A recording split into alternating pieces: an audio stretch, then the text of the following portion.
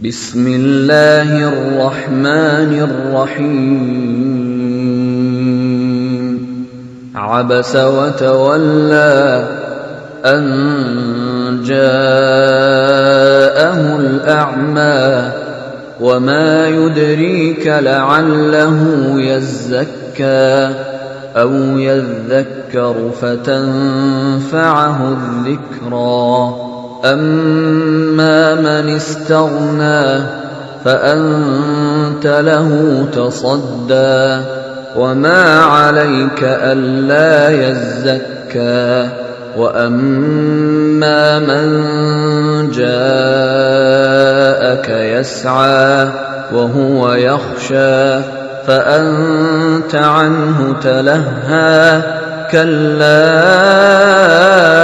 إنها تذكرة فمن شاء ذكره في صحف مكرمة مرفوعة مطهرة بأيدي سفرة كرام بررة قتل الإنسان ما أكفره من أي شيء خلقه من نطفة خلقه فقدره ثم السبيل يسره ثم أماته فأقبره ثم إذا شاء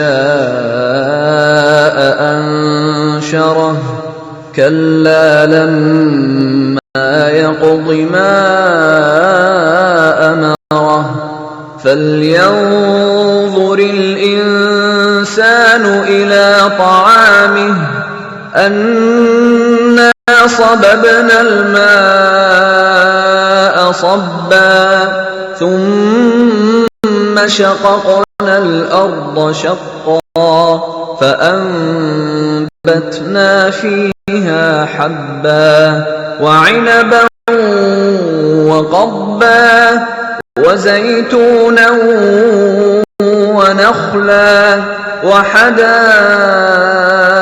غلبا وفاكهة وأبا متاعا لكم ولأنعامكم فإذا جاءت الصاخة يوم يفر المرء من أخيه وأمه وأبيه وصاحبته وبنيه لكل امرئ منهم يومئذ شأن يغنيه وجوه يومئذ مسفرة ضاحكة مستبشرة ووجوه يومئذ عليها غبرة ترهقها قترة أولئك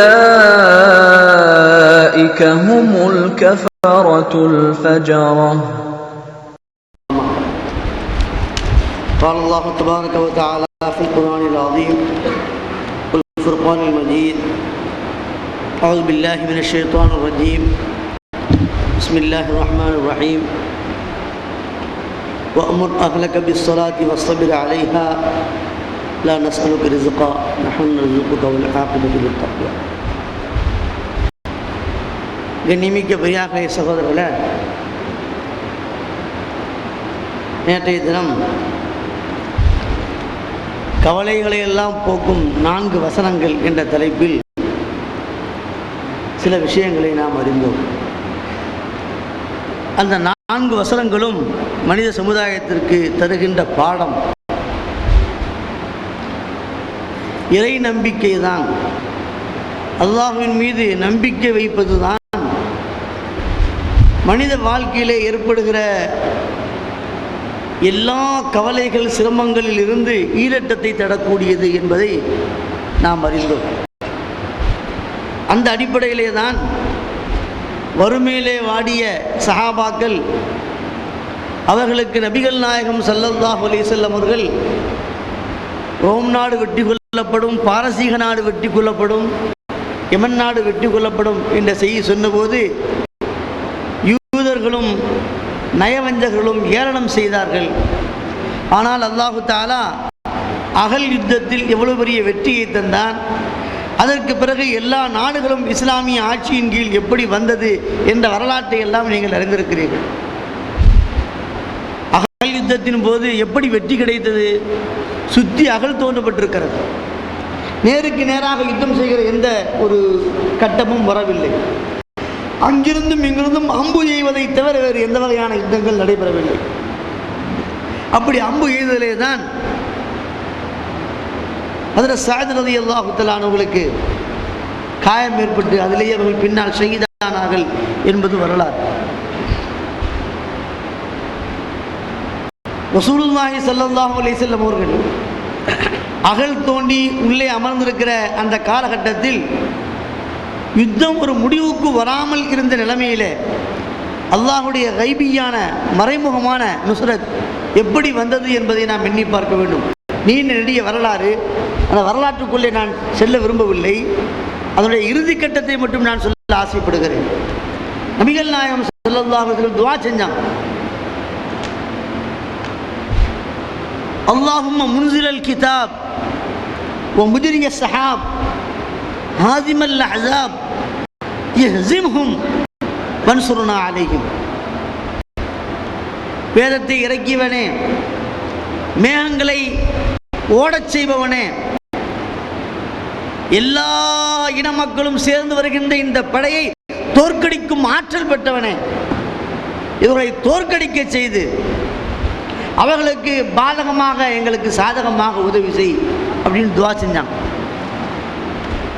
வரலாற்றிலே வருகிறது, முதல் நாள் துவா செஞ்சாங்க, ரெண்டாவது நாள் துவா செஞ்சாங்க, மூணாவது நாளும் துவா செஞ்சாங்க. மூணாவது நாள் புதன்கிழமை. அப்போ உங்களுடைய துவா அங்கீகரிக்கப்பட்டது என்ற நன்மாராயம் சொல்லப்பட்டது. அந்த துவாவுடைய முடிவு என்ன ஆனது? அல்லாஹு தஆலா ஒரு பெரும் காற்றை அனுப்பினான்.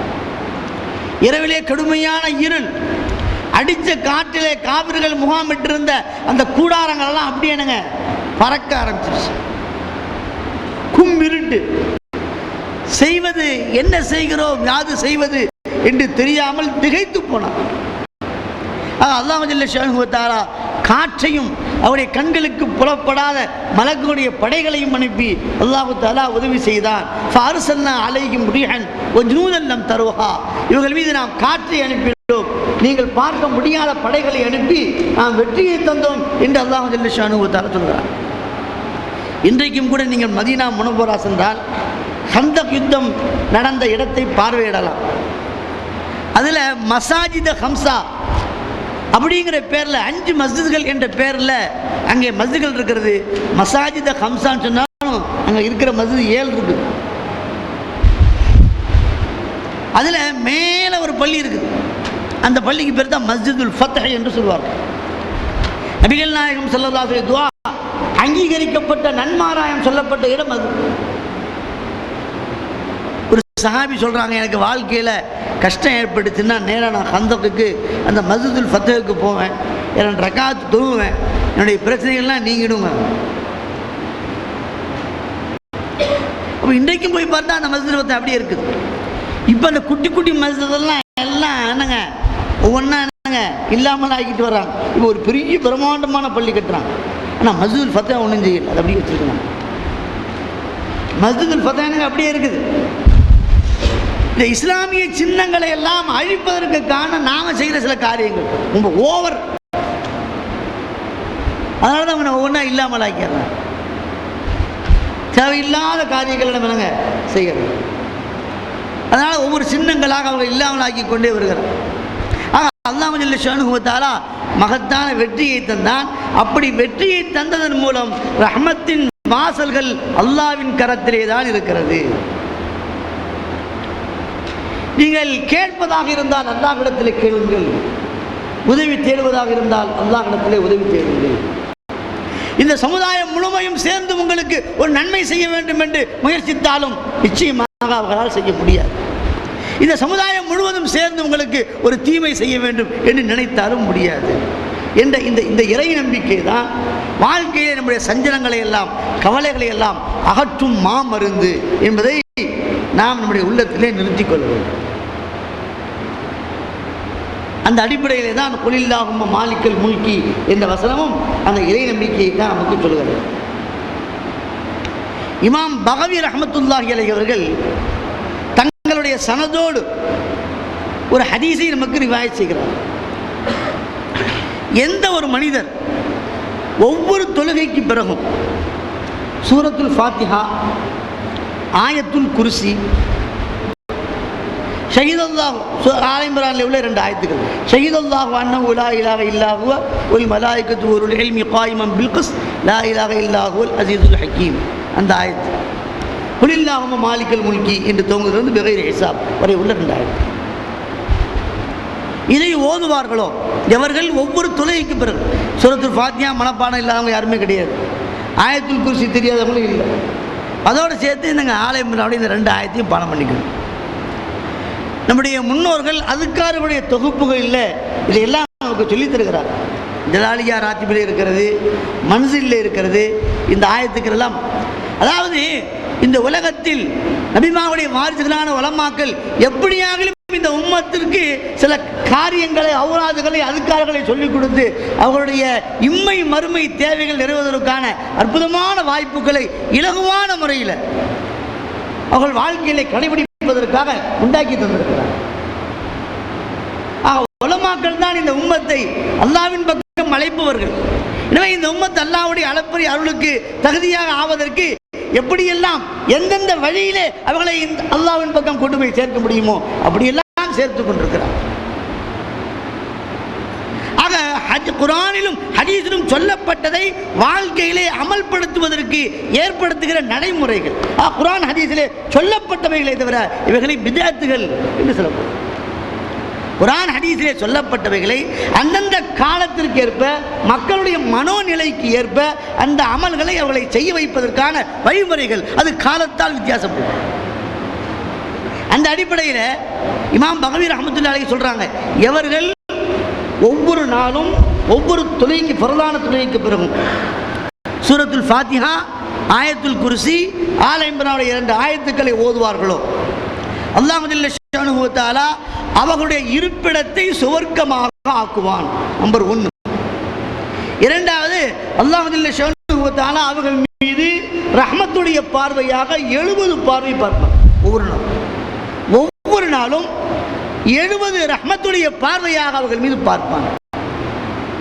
ஒவ்வொரு நாளும் அவர்களுடைய 70 தேவைகளை எல்லாம் பூர்த்தி செய்வார். பொறாமைக்காரருடைய பொறாமையிலிருந்து, எதிரிகளுடைய அந்த பகைமையிலிருந்து அல்லாஹ் அவர்களுக்கு பாதுகாப்பையும் வெற்றியையும் தருவார். இமாம் பகவி ரஹ்மத்துல்லாஹி அலைஹி அவர்கள் ரிவாயத் செய்த ஹதீஸ், இதை அல்லாமா முஃப்தி முஹம்மது ஷஃபீ சாஹிப் அவர்கள் தம்முடைய மஆரிஃபுல் குர்ஆன் என்ற நூலிலே எழுதுகிறார். அற்புதமான தஃப்சீர். இஸ்லாமிய வரலாற்றில் அதுவும் இந்த நூற்றாண்டில் திருக்குர்ஆனுக்கு அற்புதமான தஃப்சீர் எழுதிய மகத்தான முஃபஸ்ஸிர் யாருங்க? மௌலானா முஹம்மது ஷஃபீ சாஹிப் ரஹ்மத்துல்லாஹி. அற்புதமான தஃப்சீர். அந்த தஃப்சீரை படித்தாலே குர்ஆனினுடைய கருத்துக்களை நாம் முழுமையாக விளங்கிக் கொள்வதற்கான வாய்ப்புகள் கிடைக்கும். ஆனால் அது உருதுவில் தான் இருக்குது, தமிழாக்கம் செய்யப்படும். இங்கிலீஷில் வந்துருக்கு, இன்னும் தமிழில் அது மொழிபெயர்க்கப்படலை. அல்லாஹ் ஜல்ல ஷானுஹு வ தஆலா சின்ன சின்ன அமல்களின் மூலமாக பெரும் பெரும் நன்மைகளை தன் அடியார்களுக்கு தருவதற்கு அவன் காத்து இருக்கிறான். நாம தான் பெற்றுக்கொள்வதற்கு தயாராக. பெரியார்களே, சகோதரர்களே, அல்லாஹ்வுடைய பெரும் கருணையினால் புனிதமிக்க ரமலான் மாதத்தினுடைய 2 பத்துகளை நிறைவு செய்கிற கட்டத்திலே இருக்கிறோம். இன்றைக்கு 20வது தராபீஹ் தொழுதிருக்கிறோம். இன்றைய இரவோடு மக்ஃபிரத்துடைய 10 நம்மை விட்டு விடைபெற இருக்கிறது. ரஹ்மத்துடைய 10 விடைபெற்று விட்டது. இப்பொழுது மக்ஃபிரத்துடைய 10 நம்மை விட்டு விடைபெற இருக்கிறது. அடுத்து 3வது 10, அது நரக விடுதலை பெறுவதற்கு வாய்ப்பை பெற்று தருகிற மகத்தான 10 இரவுகள். ஹதீஸிலே வருகிறது, ரசூலுல்லாஹி ஸல்லல்லாஹு அலைஹி வஸல்லம் அவர்கள் முந்தின 10 நாள் ஏத்திகாஃப் இருந்தாங்க லைலத்துல் கத்ரை தேடி. பிறகு நடுப்பத்திலும் ஏத்திகாஃப் இருந்தார்கள் லைலத்துல் கத்ரை தேடி. பிறகு அவர்களுக்கு அறிவிப்பு செய்யப்பட்டன அது பிந்திய பத்தில் இருக்கிறது. எனவே சொன்னாங்க, யாரெல்லாம் என்னோடு முந்திய பத்திலும் நடுப்பத்திலும் ஏத்திகாஃப் இருந்தீர்களோ அவர்களெல்லாம் கடைசி பத்திலும் ஏத்திகாஃப் இருக்கிறது அப்படின்னு சொன்னாங்க. ஆக ரசூலுல்லாஹி ஸல்லல்லாஹு அலைஹி வஸல்லம் அவர்கள் புனிதமிக்க ரமதான் மாதத்தில் அல்லாஹ் தஆலா வைத்திருக்கிற அந்த மகத்தான இரவை பெற்றுக்கொள்வதற்காகத்தான் ஏத்திகாஃப் இருந்தாங்க. எனவே ரமதான் மாதத்தில் ஏத்திகாஃப் இருப்பது என்பது, அதுவும் பிந்தின பத்தியில் ஏத்திகாஃப் இருப்பது என்பது சுன்னத்தே முஅக்கதா கிஃபாயாவாகும். அப்படின்னா மஹல்லாவில் யாராயிலும் ஒரு ஆள் மஸ்ஜிதில் செய்வது கண்டிப்பாக ஏத்திகாஃப் இருக்கும். இல்லைன்னு சொன்னால் அந்த மஹல்லாவாசிகள் அத்தனை பேருமே குற்றவாளிகளாக ஆவார். அந்த அடிப்படையில் ஏத்திகாஃப் இருக்கும் எண்ணம் உள்ளவர்கள், நீயத்துள்ளவர்கள் எப்போ இருந்து ஏத்திகாஃப் வைக்கிறோங்க? நாளைக்கு மக்ரிபுக்கு வரும் பொழுது நீங்கள் மக்ரிபுக்கு முன்னாடியே வந்துடணும். ஏத்திகாஃப் நீயத்தோடு உள்ள விளைஞ்சிடணும். 10 நாள் ஏத்திகாஃப். ஈதுடைய பிறகு பார்த்த பிறகு போயிடலாம். ஷாஃபி மذஹபில் இரவு முழு எழுந்துட்டு இதை முடிச்சுட்டு போகிறது. ஆக பிந்திய பத்தில் ஏத்திகாஃப் இருப்பது என்பது ஒரு சுன்னத்தை முஅக்கதா கிஃபாயா. 10 நாட்களும் ஏத்திகாஃப் இருப்பதற்கான வாய்ப்பு கிடைக்கவில்லை என்றால் நஃபிலான ஏத்திகாஃப் 3 நாள், குறைஞ்சபட்சம் 1 நாள் ஆகும். இருந்தாலும் கூட லைலத்துல் கத்ரை நாம் பெற வேண்டுமானால் பிந்திய 10 இரவுகள் பூராவுமே நம்ம என்னங்க முயற்சி செய்யும். பிந்திய 10 இரவுகளையும் வணக்க வழிபாட்டால் ஹயாத்தாக்கும். அப்படி ஹயாத்தாக்குவதன் மூலமாகத்தான் நாம் லைலத்துல் கத்ரை பெற்றுக்கொள்ள முடியும். அல்லாஹ் ஜல்ல ஷானுஹு வ தஆலா இந்த திருக்குர்ஆனை ரமதான் மாதத்திலே இறக்கினார். ரமதான் மாதத்திலும் கூட லைலத்துல் கத்ருடைய இரவிலே அல்லாஹ் ஜல்ல ஷானுஹு இறக்கி வைத்தார். லைலத்துல் கத்ர் எங்கே இருக்கிறது? ரமதானுடைய எந்த பகுதியில் என்றால் பெரும்பாலான உலமாக்களுடைய ரசூலுல்லாஹி ஸல்லல்லாஹு அலைஹி வஸல்லம் ஹதீஸின்படியே பிந்திய 10 இருக்கிறது என்பது ஊர்ஜிதமாகிறது. ஹஜ்ரத் ஆயிஷா ரலியல்லாஹு தஆலா அன்ஹா அவருடைய ரிவாயத், நீங்கள் லைலத்துல் கத்ரை ரமதானுடைய பிந்திய 10 ஒற்றைப்படை இரவுகளிலே தேடுங்கள். இது ஹஜ்ரத் ஆயிஷா ரலியல்லாஹு தஆலாவுடைய ரிவாயத், ரவாஹுல் புகாரி. பிந்திய 10 இருக்கிறது என்பதிலே நமக்கு ஊர்ஜிதமாகிறது. எனவேதான் ஹதீஸிலே வருகிறது, நபிகள் நாயகம் ஸல்லல்லாஹு அலைஹி வஸல்லம் ரமலானுடைய பிந்திய 10 வரிந்து கட்டிக்கொண்டு இபாதத்தில் ஷத்த மிஸரஹு வரிந்து கட்டிக்கொண்டு அவர்கள் இபாதத்தில் ஈடுபடுவார்கள் என்ற ஹதீஸில். இஅ்திகாஃப் இருப்பதற்கு பெரிய சிறப்பு இருக்கிறது. ஹதீஸில் நான் ஜும்மா நாள் கூட அந்த ஹதீஸை உங்களுக்கு சொன்னேன். அந்த ஹதீஸில் ஒரு பகுதியை மட்டும் சொல்ல ஆசைப்படுகிறேன். ஒரு மனிதர் அல்லாஹ்விற்காக 1 நாள் இஅ்திகாஃப் இருந்தார். அல்லாஹ்வுடைய திருப்தியை நாடி, முகசுதிக்காக, புகழுக்காக, பேருக்காக இல்லாமல் அல்லாஹ்வுடைய திருப்தியை நாடி ஒரு மனிதர் அல்லாஹ்விற்காக 1 நாள் இஅ்திகாஃப் இருந்தால் அல்லாஹ் ஜல்ல ஷானுஹு வ தஆலா அவருக்கும் நரகத்திற்கும் இடையிலே ஒரு அகலை ஏற்படுத்துகிறான். அந்த அகலின் தூரம் வானத்திற்கும் பூமிக்கும் இடையிலே எவ்வளவு தூரமோ அவ்வளவு பெரிய தூரத்தை அல்லாஹ் தஆலா ஏற்படுத்துகிறான் என்று ஹதீஸில் வருகிறது. 1 நாள் இஅ்திகாஃபுக்கு அவ்வளவு பெரிய சிறப்பு. 10 நாள் இஅ்திகாஃப் இருந்தால் எவ்வளவு பெரிய சிறப்பு. இஅ்திகாஃபுடைய அசல் நோக்கம் என்ன? லைலத்துல் கத்ரை அடைவதுதான் அதனுடைய நோக்கம். ஹதீஸிலே வருகிறது, நபிகள் நாயகம் ஸல்லல்லாஹு அலைஹி வஸல்லம் சொல்கிறார்கள், நான் லைலத்துல் கத்ருடைய இரவு எந்த இரவு என்று உங்களுக்கு சொல்வதற்காக நான் வந்தேன். அப்படி வந்தபோது ஃபதலாஹா ஃபுலானுன் ஃபுலானுன், இன்ன மனிதரும் சண்டை போட்டுக் கொண்டார்கள். எனவே நான் மறக்கடிக்க செய்யப்பட்டு விட்டேன். இப்போ நபிமார்களுக்கு மறதி வரலாமான்னா மறதி வரலாம், தப்புன்னு இல்லை. மனிதர்கள் தானே, மனிதர்களுக்கு முன்னுதாரணம் அல்லவா அவங்க, மறதி வரலாம். ஒரு சந்தர்ப்பத்தில் ரசூலுல்லாஹி ஸல்லல்லாஹு அலைஹி வஸல்லம் ஒரு நாள் துஹர் தொழுகை வச்சாங்க.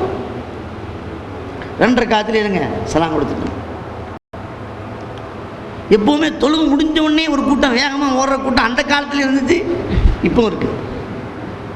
சலாம் கொடுத்தவனே ஓடுற கூட்டம் சஹாபாக்குடைய காலத்தில் இருந்துச்சு.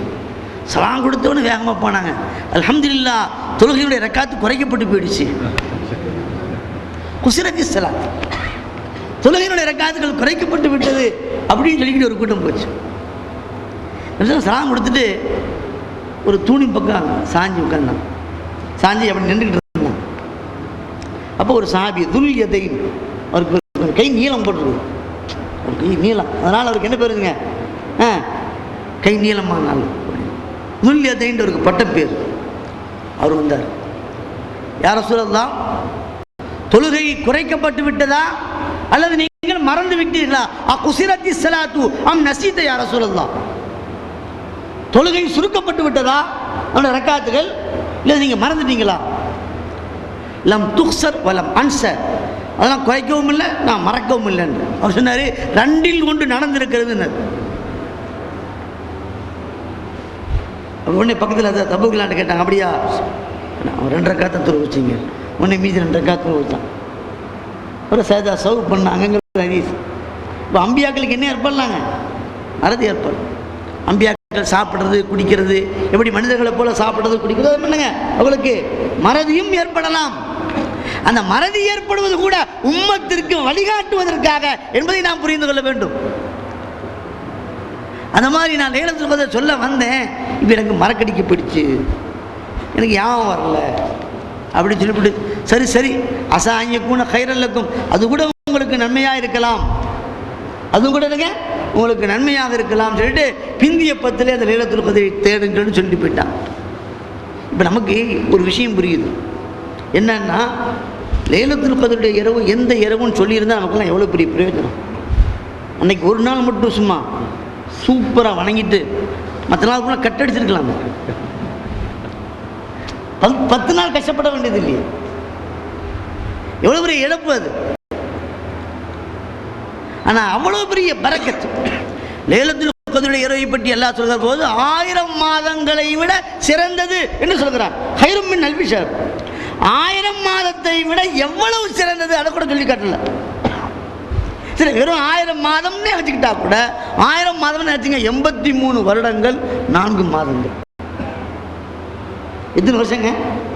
83 வருடங்கள் 4 மாதங்கள். ஒரு மனிதன் இபாதத் செய்தால் என்ன நன்மை கிடைக்குமோ அந்த நன்மை அந்த ஒரு இரவுடைய வணக்கத்திற்கு கிடைக்கிறது. எவ்வளவு பெரிய பாக்கியம். அது நமக்கு அறிவிக்கப்பட்டிருந்தா எவ்வளவு பிரயோஜனமா இருந்திருக்கும். அந்த மகத்தான பரக்கத், மகத்தான நன்மை இழந்ததற்கு என்ன காரணம்? 2 பேர் போட்ட சண்டை. அப்படியானால் முஸ்லிம்கள் எப்பொழுதெல்லாம் தங்களுக்கிடையே சண்டை போட்டுக் கொள்வார்களோ அப்பொழுதெல்லாம் அல்லாஹ்வுடைய புறத்திலிருந்து வர வேண்டிய கைர் பரக்கத்துகள் நிறுத்தப்பட்டு போய்விடும் தெரியும்.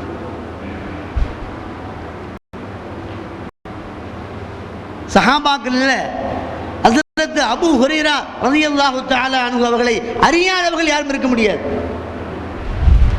ஏன்னா இந்த உலகத்திற்கு, இஸ்லாமிய உலகத்திற்கு ஆயிரக்கணக்கான ஹதீஸ்களை தந்தவங்க யாருங்க? ஹஸரத் அபூ ஹுரைரா ரலியல்லாஹு அன்ஹு. அவ்வளவு ஹதீஸ் கிடைத்ததற்கு என்ன காரணம்? அவ்வளவு ஹதீஸ் கிடைத்ததற்கு என்ன காரணம்? அதை அவங்களே சொல்கிறார்கள். எல்லாம் என்னை பற்றி ரொம்ப பெருமையாக பேசுறீங்க, இன்னக்கும் தக்கூலுன அக்ஸர் அபூ ஹுரைரா, அபூ ஹுரைரா நிறைய ரிவாயத்துகள் செய்கிறார் அப்படி நீங்க எல்லாம் பெருமையாக பேசுறீங்க. அப்படி பெருமையாக பேசுறதுக்கு என்கிட்ட என்ன இருக்குது? நான் ஒரு மிஸ்கீன், என்னுடைய சகோதரர்கள் முஹாஜிர்கள் வியாபாரத்தில் ஈடுபட்டிருந்தாங்க, என்னுடைய சகோதரர் அன்சாரிகள் விவசாயத்தில் ஈடுபட்டிருந்தாங்க. நான் ஒரு மிஸ்கீன், ஒரு அன்னக்காவடி, சொல்லுங்க பசிக்கு சோறு கிடைத்தா போதும் என்ற நிலையோடு நான் நபிகள் நாயகம் ஸல்லல்லாஹு அலைஹி வஸல்லம் அவங்களுடைய சமூகத்திலேயே இருந்தேன். ஒ குந்து இம்ராம் மிஸ்கீனா, நான் ஒரு ஏழை, நபிகள் சமூகத்தில் இருந்து அலா மில்லி பத்தனி, வயிற்றுக்கு சோறு கிடைத்தால் போதும் நபி ஸல்லல்லாஹு அலைஹி சமூகத்திலேயே இருக்கலாம் என்ற அந்த நிலையோடு வாழ்ந்தவன். எனவே ரசூல் ஸல்லல்லாஹு அலைஹி சமூகத்தில் அவங்க சொன்ன ஹதீஸ்களை எல்லாம் அறிந்தேன். இதில் பெருமைப்படுவதற்கு என்ன இருக்கிறது?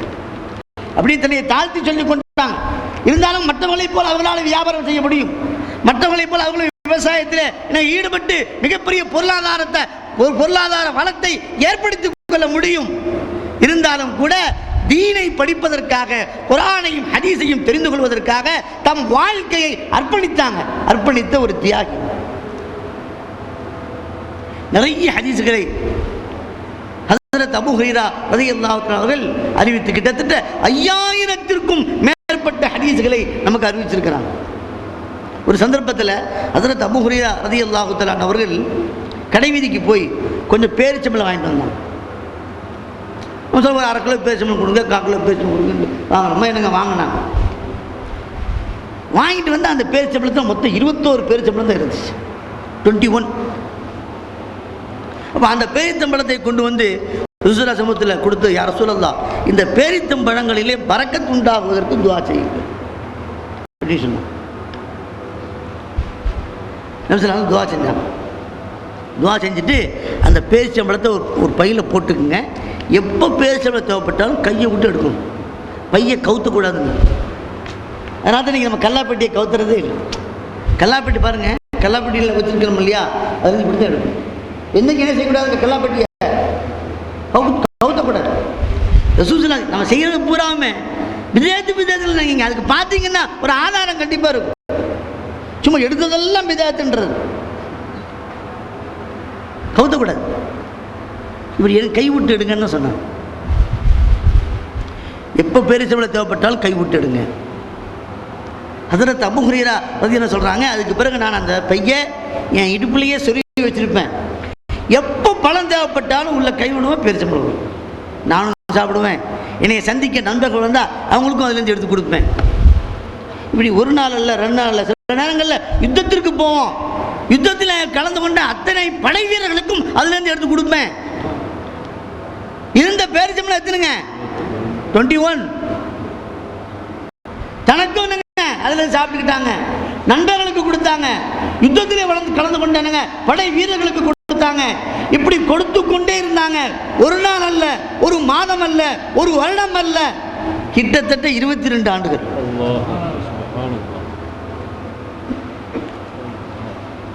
ஹஜ்ரத் உஸ்மான் ரலியல்லாஹு தஆலா அவர்கள் ஷஹீதாக ஆகிற வரை, இதுவரைங்க ஷஹீதாக ஆகிற வரை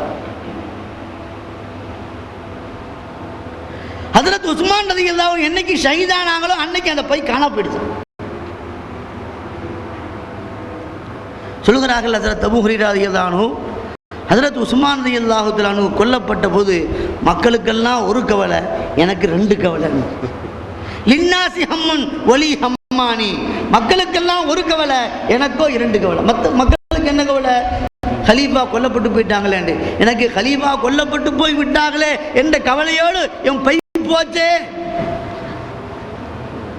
வற்றாத ஜீவநதி போல எடுக்க எடுக்க எடுக்க எடுக்க அல்ல அல்ல தந்து கொண்டே இருந்த அந்த பேரித்தம்பழம் பை காணாமல் போய்விட்டது அப்படின்னு வருத்தப்பட்டான்.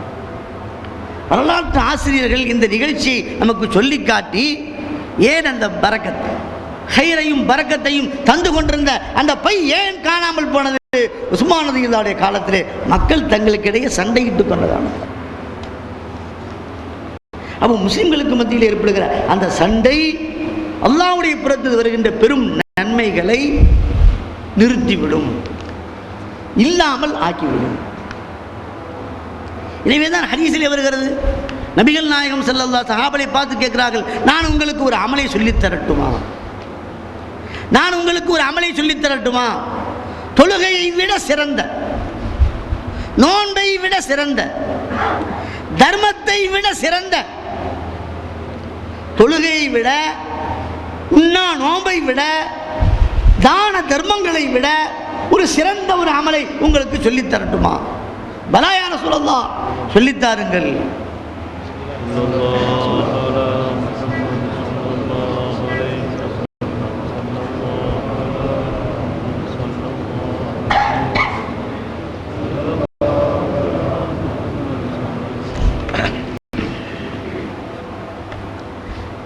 சொல்லித்தாருங்கள். கால இஸ்லாஹு ذاتில் பைன், மக்கள் தமக்கிடையே சுமூகமான முறையிலே ஒற்றுமையாக இருப்பது, மக்களுக்கு மத்தியிலே ஒற்றுமை உண்டாகுவதற்காக பாடுபடுவது. 2 கருத்தையும் உள்ளடங்குது. மக்கள் தங்களுக்கிடையே நல்லுறவோடு ஒற்றுமையாக இருப்பது, மக்களுக்கு மத்தியிலே ஒற்றுமை ஏற்படுவதற்காக பாடுபடுவது. இந்த 2ம் எவ்வளோ பெரிய சிறப்பு வாய்ந்தது என்றால் தொழுகையை விட, நோன்பை விட, தான தர்மங்களை விட சிறந்த அமல்னு சொன்னாங்க. என்ன காரணம்? நமக்கிடையே நாம் ஒற்றுமையாக இருப்பது அல்லாஹ்வுடைய பிறத்திலிருந்து வருகின்ற மிகப்பெரிய நன்மைகளை அள்ளித்தரக்கூடியது. நமக்கிடையே நாம் பிணக்குகள், சண்டையிட்டுக் கொள்வது என்பது அல்லாஹ்வுடைய புறத்திலிருந்து வருகிற அந்த ரஹ்மத்துகளையும் பரக்கத்துகளையும் தடுக்கக்கூடியது என்பதை நாம் இருந்து அறிகிறோம். ஆக ரசூலுல்லாஹி ஸல்லல்லாஹு அலைஹி வஸல்லம் ஒரு மகத்தான இரவு எது என்பதை சொல்வதற்காக வந்தார்கள். சண்டையினால் அது மறக்கடிக்க செய்யப்பட்டு விட்டது. சொன்னாங்க, அதுவும் உங்களுக்கு நலவாக இருக்கலாம். அது என்ன நலவு? லைலத்துல் கத்ரில் மறைச்சி வச்சதில் நமக்கு நலவு இருக்கிறதா அல்லது தீமையா? நமக்கு வெளிப்பாடில் தீமைன்னு தெரியுது. ரசூலுல்லாஹி ஸல்லல்லாஹு அலைஹி வஸல்லம் எப்போ நலவுன்னு சொல்லிட்டா நலவு தான். அது உங்களுக்கு நலவாக இருக்கலாம் அப்படின்னா நிச்சயமாக அதிலே நலவு இருக்கிறது. அல்லாஹ்வுடைய நடைமுறையை நீங்கள் பார்த்தால் பொதுவாக ஒரு உயர்ந்த அந்தஸ்தை பெறணும்னு சொன்னால் அதற்கு முயற்சி, உழைப்பு அவசியம். உலகத்தில் ஒரு பெரிய பதவி அடையணும்னு நினைக்கிறோம். எம்சியிலிருந்து வாங்க. எம்சி பதவிக்கு வரணும், அதுக்கு தகுந்த மாதிரி உழைப்பு செய்யணும். எம்எல்ஏன்னா அதுக்கு தகுந்த மாதிரி உழைப்பு, எம்பின்னா அதுக்கு தகுந்த மாதிரி உழைப்பு செய்யணுமா இல்லையா? ஒரு பதவி எவ்வளோ உயர்தரமானதோ அதுக்கு தகுந்த மாதிரி என்னங்க உழைப்பு, முயற்சி வேணும். எவ்வளோ செலவு பண்ணுறாங்க, அள்ளி அவங்க செலவு பண்ணுறதுனா மறுபடியும் அள்ளி எடுத்துடலாம். மக்களுக்கு சேவை செய்கிறதுக்காக வேண்டியா இந்த பதவிக்கெல்லாம் அள்ளி செலவு பண்ணுறாங்களே, மக்களுக்கு சேவை செய்கிறதுக்காக முதல்லையே கிணங்க கால்குலேட்டர் போட்டுறாங்க. இவ்வளோ செலவு பண்ணால் எவ்வளோ எடுக்கலாம் அப்படின்னு சொல்லி. ஆக ஒரு உயர்ந்த பதவியை அடைய வேண்டுமானால் அதுக்கு என்ன வேணுங்க? உழைப்பு. அல்லாஹ்வுடைய நடைமுறை அதுதான். மறைச்சி உழைத்து பெற்றுக்கொள்ளட்டும், முயற்சித்து பெற்றுக்கொள்ளட்டும். அப்போ லைலத்துல் கத்ர் அல்லாஹ் ஜல்ல தஆலா மறைத்ததற்கு காரணம் அந்த இரவினுடைய மகத்துவத்தை, சிறப்பை புரிந்து யார் அதை அடைய நினைக்கிறார்களோ முயற்சித்து பெறட்டும் என்பதற்காக அல்லாஹ் மறைச்சு வச்சு. அல்லாஹ் தஆலா தன்னுடைய திருநாமங்களில் இஸ்முல் ஆலம் அப்படிங்கிற திருநாமத்தை மறைச்சு வச்சிருக்கார். இஸ்முல் ஆலமுக்குரிய பவர் என்னங்க? அந்த ஒரு பேரை சொல்லி துஆ கேட்டுட்டா என்ன கேட்டுமோ அதை அல்லாஹ் உடனே நிறைவேற்றி தரணும். இஸ்முல் ஆலமுக்குள்ள சிறப்பு அல்லதி இதா துஅய பிஹி அஜாப். இஸ்முல் ஆலமுடைய சிறப்பு என்ன தெரியுமா? அந்த திருநாமத்தை சொல்லி அல்லாஹ்விடத்திலே பிரார்த்தித்தான் உடனே அல்லாஹ் அங்கீகரிப்பான். அப்படிப்பட்ட இஸ்முல் ஆலம் அல்லாஹ்வுடைய 99 திருநாமங்கள்ல ஒரு திருநாமம் இருக்கிறது. அது எது? அல்லாஹ் தஆலா மறைச்சு வச்சுட்டான். எதுன்னு சொல்லி தரல. சொல்லி தந்தா நம்ம அதை மட்டும் சொல்லி சொல்லி டெய்லி வாங்கிட்டு போயிடுவோம். அல்லாஹ் அதையும் மறைத்து வைத்திருக்கிறார். ஒருத்தர் ஹசன் பஸ்ரி ரஹ்மத்துல்லாஹி அலைஹிட்ட இஸ்முல் ஆலமை கற்றுக்கொள்ளணுங்கிறதுக்காண்டி வந்தாங்க. ரொம்ப நாள் அவங்க சோபத்திலே நட்பிலேயே இருந்தாங்க. கொஞ்ச நாள் போச்சு, இஸ்முல் ஆலம் எதுன்னு சொல்லித்தாங்க. இல்லை இன்னும் கொஞ்ச நாள் போட்டு மறுபடியும் கொஞ்ச நாள் போச்சு, இஸ்முல் ஆலம் சொல்லித்தாங்க. இன்னும் கொஞ்ச நாள் போட்டு இப்படி இழுத்து அடித்தாங்க. கிட்டத்தட்ட ரொம்ப வற்புறுத்தி கேட்டவன், அப்படியா சரி சொல்லித்தரேன், இன்றைக்கு நீ ஒரு வேலை செஞ்சுட்டு வாங்க அப்படி சொல்லிட்டு ஊருடைய என்னங்க ஓரத்தில் போய் இன்றைக்கி நில்லு, அங்கே என்ன நிகழ்ச்சி நடக்குதோ அதெல்லாம் பார்த்துட்டு வந்து என்கிட்ட சொல்லணும். அப்போது அங்கே நின்றாங்க, பல நிகழ்ச்சிகள் நடந்துச்சு. அதில் ஒரு அநியாயம். என்ன அநியாயம் அப்படின்னா, ஒரு வயோதிகர் காட்டிலேருந்து விறகுகள்லாம் என்னங்க வெட்டி சேகரித்து அதை கட்டாக தலையில் தூக்கிட்டு வர்ற. அவருடைய ஜீவனம் என்னன்னா அதை விற்று அதில் கிடைக்கிற காசை கொண்டு தான் சாப்பிடுவார். அப்படிப்பட்ட ஒரு பெரிய என்னங்க வயோதிகர் போய் விறகு கட்டை சுமந்துக்கிட்டு வர்றார். ஒருத்தர் அநியாயமாக அந்த விறகு கட்டை குடும்பம் கேட்குறாங்க, தரமாட்டேங்கிறவங்க ரொம்படியாக பிடிச்சி இழுத்து பெரியவரை ஒரு மிதிச்சு கீழே தள்ளிட்டார். இவருக்கும் கோவம். ஆனால் வந்து என்னங்க நிகழ்ச்சியை பார்த்துட்டு வந்து என்கிட்ட சொல்லணும் அப்படிங்கிறது தான் என்னங்க ஷேக்குடைய உத்தரவு. அதனால் அந்த காட்சியை பார்த்துட்டு சரி போனாங்க. சாயந்தரம் என்னப்பா அந்த நிகழ்ச்சிகள்லாம் பார்த்தியா? பார்த்து அதில் ஏதாவது மனசுக்கு வேதனையாக நம்ம நிகழ்ச்சி நடந்துச்சா? ஆமாம், ஒரு ஆள் யோசிக்கமான ஆள் விறகு கட்டை சுமந்துட்டு வந்தார். அதை அபகரிச்சுட்டு அந்த பெரியவரை எட்டி உதச்சி கீழே தள்ளிட்டாங்க. உனக்கு இஸ்முல் ஆலம் தரப்பட்டிருந்தா நீ என்ன செஞ்சிருப்பேன்? அங்கனையே அழிக்க துவா செஞ்சிருப்பேன். இஸ்முல் ஆலம் மட்டும் இருந்தால் அவன் பண்ண அந்த அக்கிரமத்துக்கு அங்கேயே யாரெல்லாம் நீ தண்டனை கூட துவா செஞ்சிருப்பேன். சொன்னாராம், எனக்கு இஸ்முல்லாதம் கற்றுத்தந்தது அடி வாங்கின அந்த பெரியார் தான். எனக்கு இஸ்முல்லாதம் கற்றுத்தந்தது யாருங்க? எந்த அடியாரை மிதிச்சான் உதச்சான் கீழே விழுந்தான் சொன்னியோ அவர் தானப்பா எனக்கு இஸ்முல்லாதமை கற்றுத்தந்தவர். அவ்வளோபடி அடி வாங்கினாரு, உத வாங்கினாரு, இஸ்முல்லாதமை பயன்படுத்தினாரா? நீ இஸ்முல்லாதமை பெறதுக்கு தகுதி இல்லை போன்ட்டான். இப்போ அல்லாஹ்வுடைய திருநாமங்கள்ல ஒரு திருநாமம் அதை சொல்லி துவா செஞ்சுட்டா மக்பூல். அதில் சுலைமான் அலைஹிஸ்ஸலாம் அவர்கள் பில்கீஸ் ராணியினுடைய சிம்மாசனத்தை சன்ஆவிலிருந்து தூக்கிட்டு வாங்க. உங்களை யார் தூக்கிட்டு வர்றது? ஐயுக்கும் யதீனி பி அர்ஷிஹா கப்ல அன் யதூனி முஸ்லிமீன். பில்கீஸ் ராணியும் அவருடைய சமூகத்தவர்கள்லாம் முஸ்லிமாகி வருவதற்கு முன்னால அந்த அம்மையாருடைய சிம்மாசனத்தை இந்த அரச சபைக்கு உங்களிலே கொண்டு வருவோர் யார்? ஜின்னுகளை பார்த்து கேட்டாங்க. ஆனால் ஒரு பெரிய ஜின்னு எந்திரிச்சு சொல்லிச்சு, இந்த அரச சபை கலைவதற்கு முன்னாலே நான் கொண்டு வந்து சேர்க்கிறேன். பால இஃப்ரீத்து மினல் ஜின் ஆனால் ஆதிக்கபிகி கப்ல அன் தகூம மின் மகாமிக். நீங்க உங்க இந்த சபையிலிருந்து எழுவதற்கு முன்னாலே நான் அதை கொண்டு வந்து சேர்க்கிறேன். அப்ப அதே மஜ்லிஸ்ல அல்லாஹ்வுடைய வேத ஞானம் பெற்ற ஒரு அடியார் காலல்லதி இன்தஹு இல்மும் மினல் கிதாப் ஆனா ஆதிக்க பிஹி கப்ல அன் யர்தத்த இலைக்க தர்ரும். அல்லாஹ்வுடைய வேத ஞானம் பெற்ற ஒரு அடியார் சொன்னார், நீங்கள் கண் மூடி கண் திறப்பதற்கு முன்னால் அந்த சிம்மாசனத்தை நான் இங்கே கொண்டு வந்து சேர்க்கிறேன். அதனால தான் குர்ஆனுடைய ஞானம் அப்படிங்கிறது சாதாரணமானதல்ல. அது எப்படிப்பட்டது என்றால் இந்த உலகத்தையே ஆட்டுவிக்கக்கூடிய மகத்தான சக்தி அந்த வேதத்தில் இருக்கிறது. கண்மூடி கண் திறப்பதற்கு முன்னால் அந்த சிம்மாசனத்தை கொண்டு வந்தார். வரலாற்று ஆசிரியர்கள், திருக்குர்ஆனுடைய விரிவுரையாளர்கள் அந்த வேத ஞானம் பெற்ற அடியார் யார் என்று சொல்கிற போது ஆசிஃப் இப்னு பர்கியா என்று வரலாற்று ஆசிரியர்கள் நமக்கு சொல்லித் தருகிறார். பெரிய மகான் வலியுல்லாஹ், அல்லாஹ்வுடைய இறை நேசர். அல்லாஹு தஆலா தன்னுடைய இறை நேசர்களுக்கு கராமத்துகளை தருகிறார், அற்புதங்களை தருகிறார்.